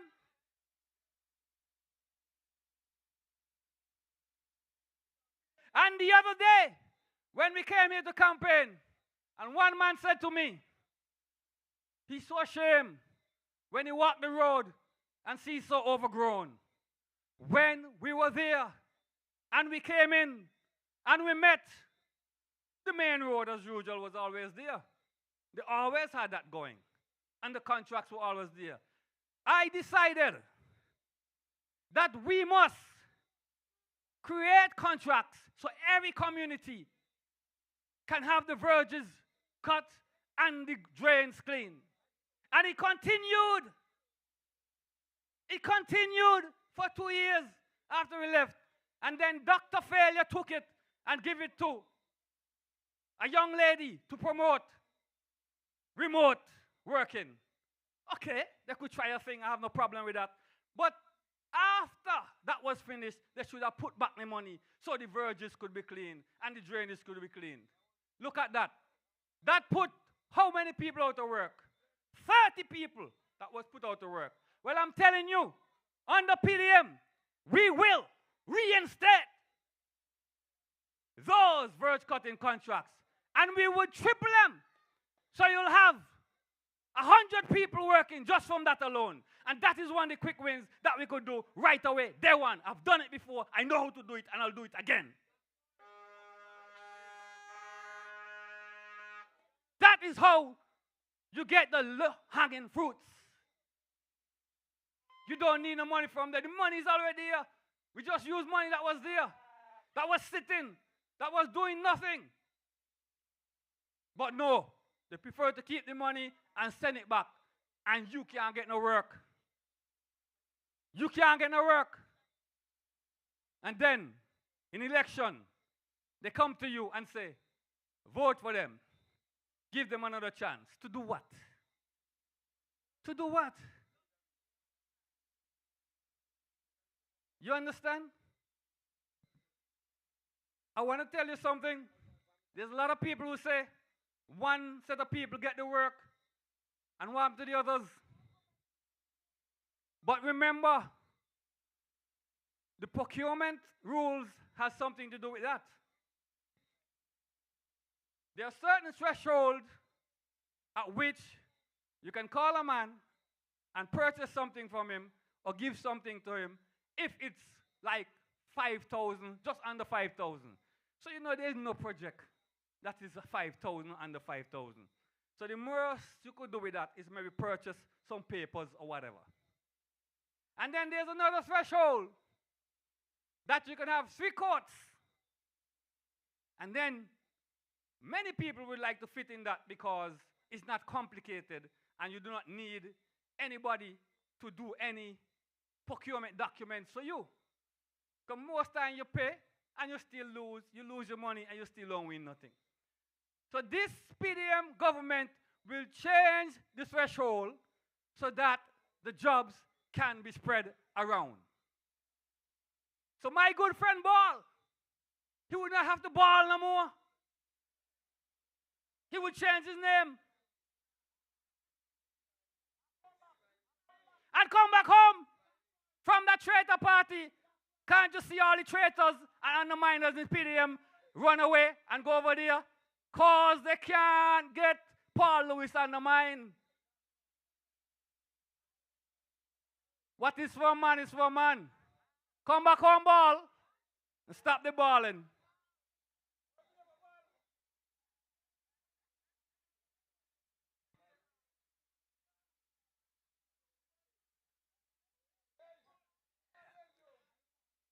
This party is the only party since the election start that put on the table any economic policy that makes sense, that will bring millions of dollars into the economy, that will raise millions of dollars in revenue for the government. No other party have put anything on the table. No other party. All they give you is fluff and fluff and more fluff. So when I speak of reinstating the Financial Service Offshore Center, this center In BVI alone, that sector reaps in 200 million US dollars. And we are saying that because we are now starting over again, we don't expect to make that kind of money. So we're targeting even 10% to start with, 20 million US dollars. And let me put that into perspective, because right now, we raise about 50 million ISI from income taxes, duties, and consumption taxes. And I'm giving you an initiative, one initiative that will raise more than what we are raising now, taxing the people. And this initiative will not tax you any at all. That is what you call an innovative idea that you bring to the party, to the politics, to the campaign, not fluff and more fluff and more fluff. You see, these people have fooled you, the people, for many years. It was Ruben Timid who told you to vote for MCAP in 2019 because MCAP is the best choice and that MCAP will take you to heaven, and instead MCAP took you to hell. So Ruben's judgment is poor, and he's have got deteriorated even worse because he's now 5 years older. 7-0, 3-10. The man is just as good as finished when it comes to politics. So when you see he go around and he bribes, because he has no substance to offer. When you have substance, you need not bribe. You put your substance on the table and you show the people how your initiatives and policies would bring about economic growth for this country. You show how your policies will lift the livelihoods of our people. You understand what I'm talking about? I'm not talking about fluff. Talking about the real deal. The real deal. So that you can get a meal and another meal and another meal.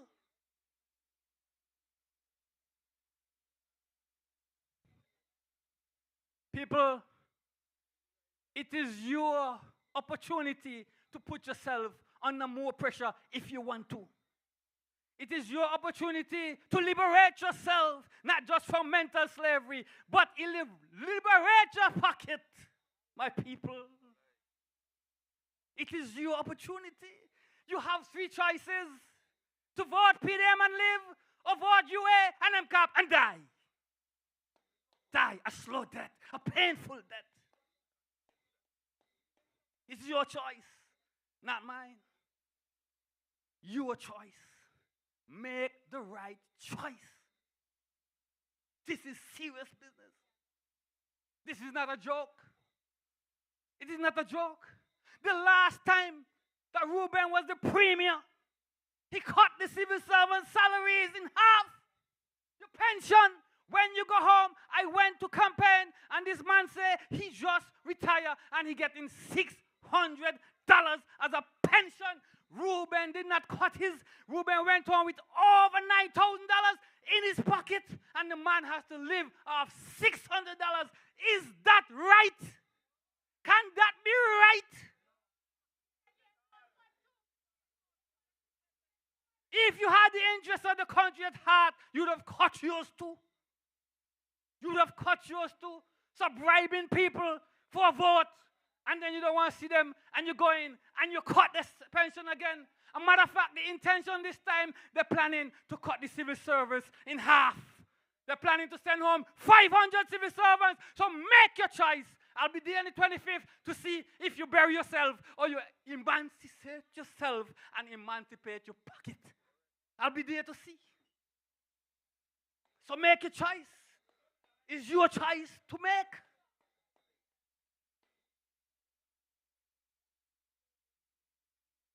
And when they smile up in your face and say how they love you, go. They say they love Guyanese, they love Jamaicans, they love Haitians, they love Santo Domingans. But whenever PDM was in power and PDM did the right thing, and the time came that the people applied and got their residency and the passport, and we give it to them, Reuben Timid and Easton Taylor stand up in Parliament and said we should not have given them, because what we gave in 1 year, they did not give that in 5 years. And now they come to you and pay you money to tell you put them back in so they could kill you. The choice is yours, not mine. So cut through the crap. I'm not here for no long talking. I'm here to speak the truth and nothing else but the truth. We are not here to cut nobody's jobs, but we are here to give more businesses to the private sector. There are things that we are doing within government that we could allow the private sector to do some of it without anybody losing a job. And that is what we're going to do. Nobody lose nothing. Everybody wins. Everybody wins. So when I preach it and you don't like it, all I'm saying to you, make the right decision, whether you like it or you don't like it. It's in your best interest to make the right decision come the 24th. And the only right decision you can make is if you vote for all the PDM candidates so PDM could take the government. And if you spread your axes all over the place and you end up with a coalition, I could tell you from now, it's not going to work. Because if they can't come together now, how are they going to work afterwards? If they can't come together now, when you hear Ingrid say that her own owner, her own leader, Reuben, is like a man that will shove a knife in you and twist it, you know they are the ones that have problem in the camp. They are the ones, when you could give those vivid and make those vivid statements about your leader, they are the ones that have problems in the camp. And I could tell you more, but I didn't come here for that tonight.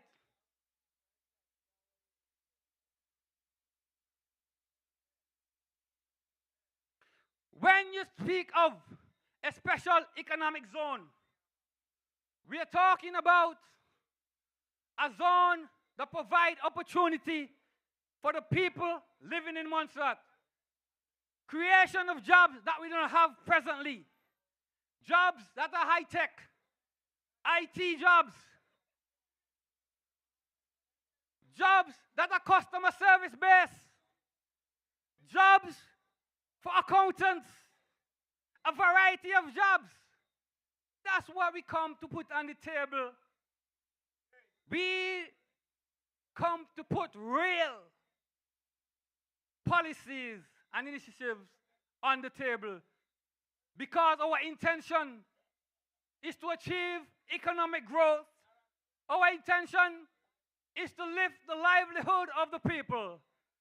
And as Glenn spoke of small business, we will provide grants for who cannot accommodate a loan. Because some businesses are just so broke. If you even give them a loan, they can't pay it back. So for the ones that can't pay a loan, they'll get a grant. And for the ones that can afford a loan, they'll get a soft loan. Soft loan means soft, like in a small interest rate. So bring any one of these parties to stand up to PDM and they fail, they fall in a minute because they are full of fluff. They have not put any economic initiative or policies on the table since this campaign have started. And they say that we come out last. But I want to remind them, the first shall be last and the last shall be first.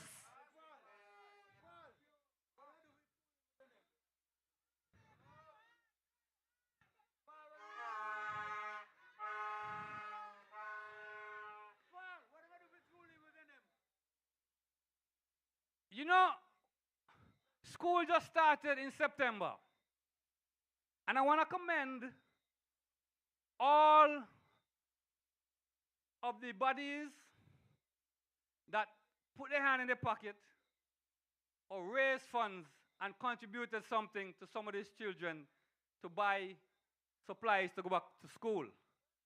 But do you know that in St. Kitts they give a voucher to help the people with buying, and as you said in Antigua, to help the parents that need it to buy supplies? We keep saying that the children are the future. So if the children are the future, let our actions show that we are willing to nurture.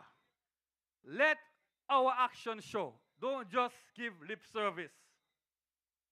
And that is why PDM has decided that we are committed to providing vouchers to help the parents purchase supplies and uniforms for the children, because the children are the future.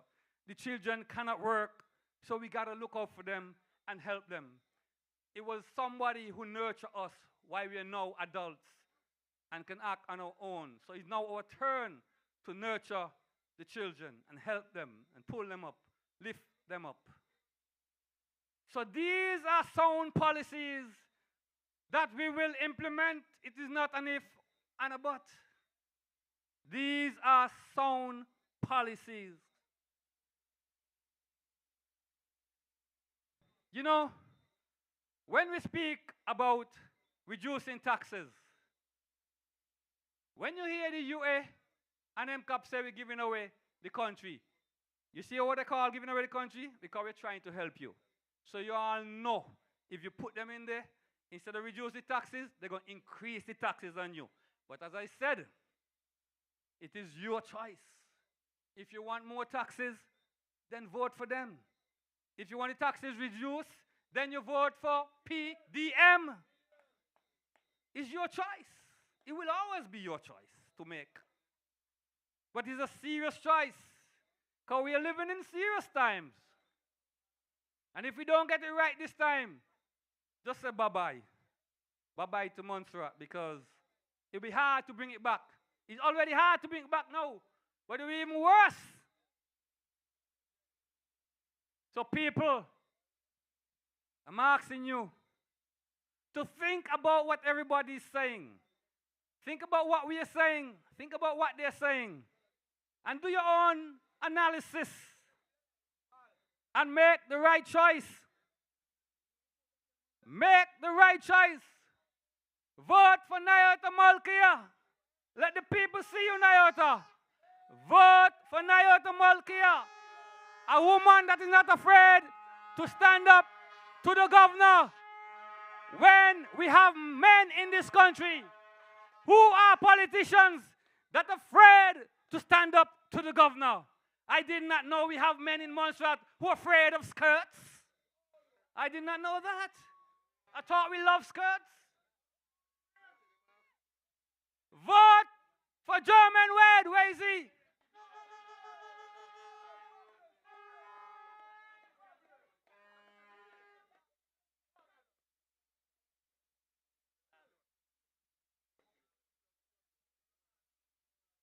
Yes, you're not afraid of no skirt.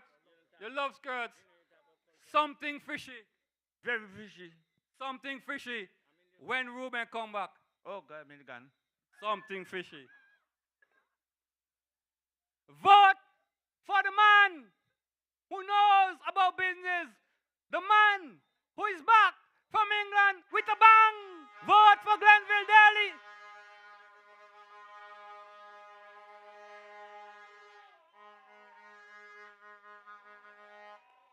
And since we are rhyming, vote for Shirley. Where is she?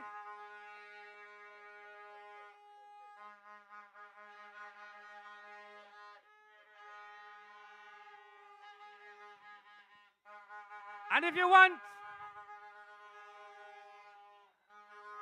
the hottest opening batsman, vote for Eustace Osborne.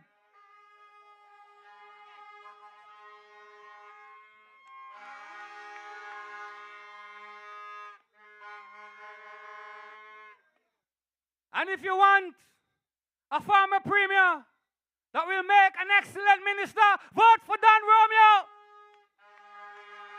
And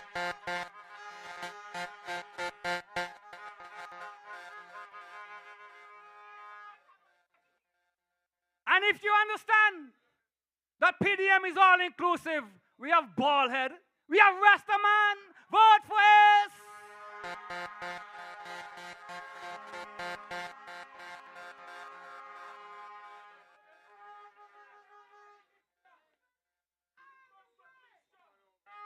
And if you want a long-serving MP that cares about everybody, because PDM is a party that fights for everybody, vote for David Osborne.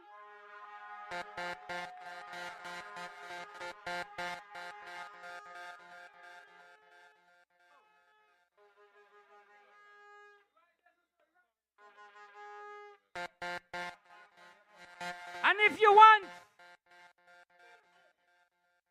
at the end of the election, that you are liberated financially, vote for PDM.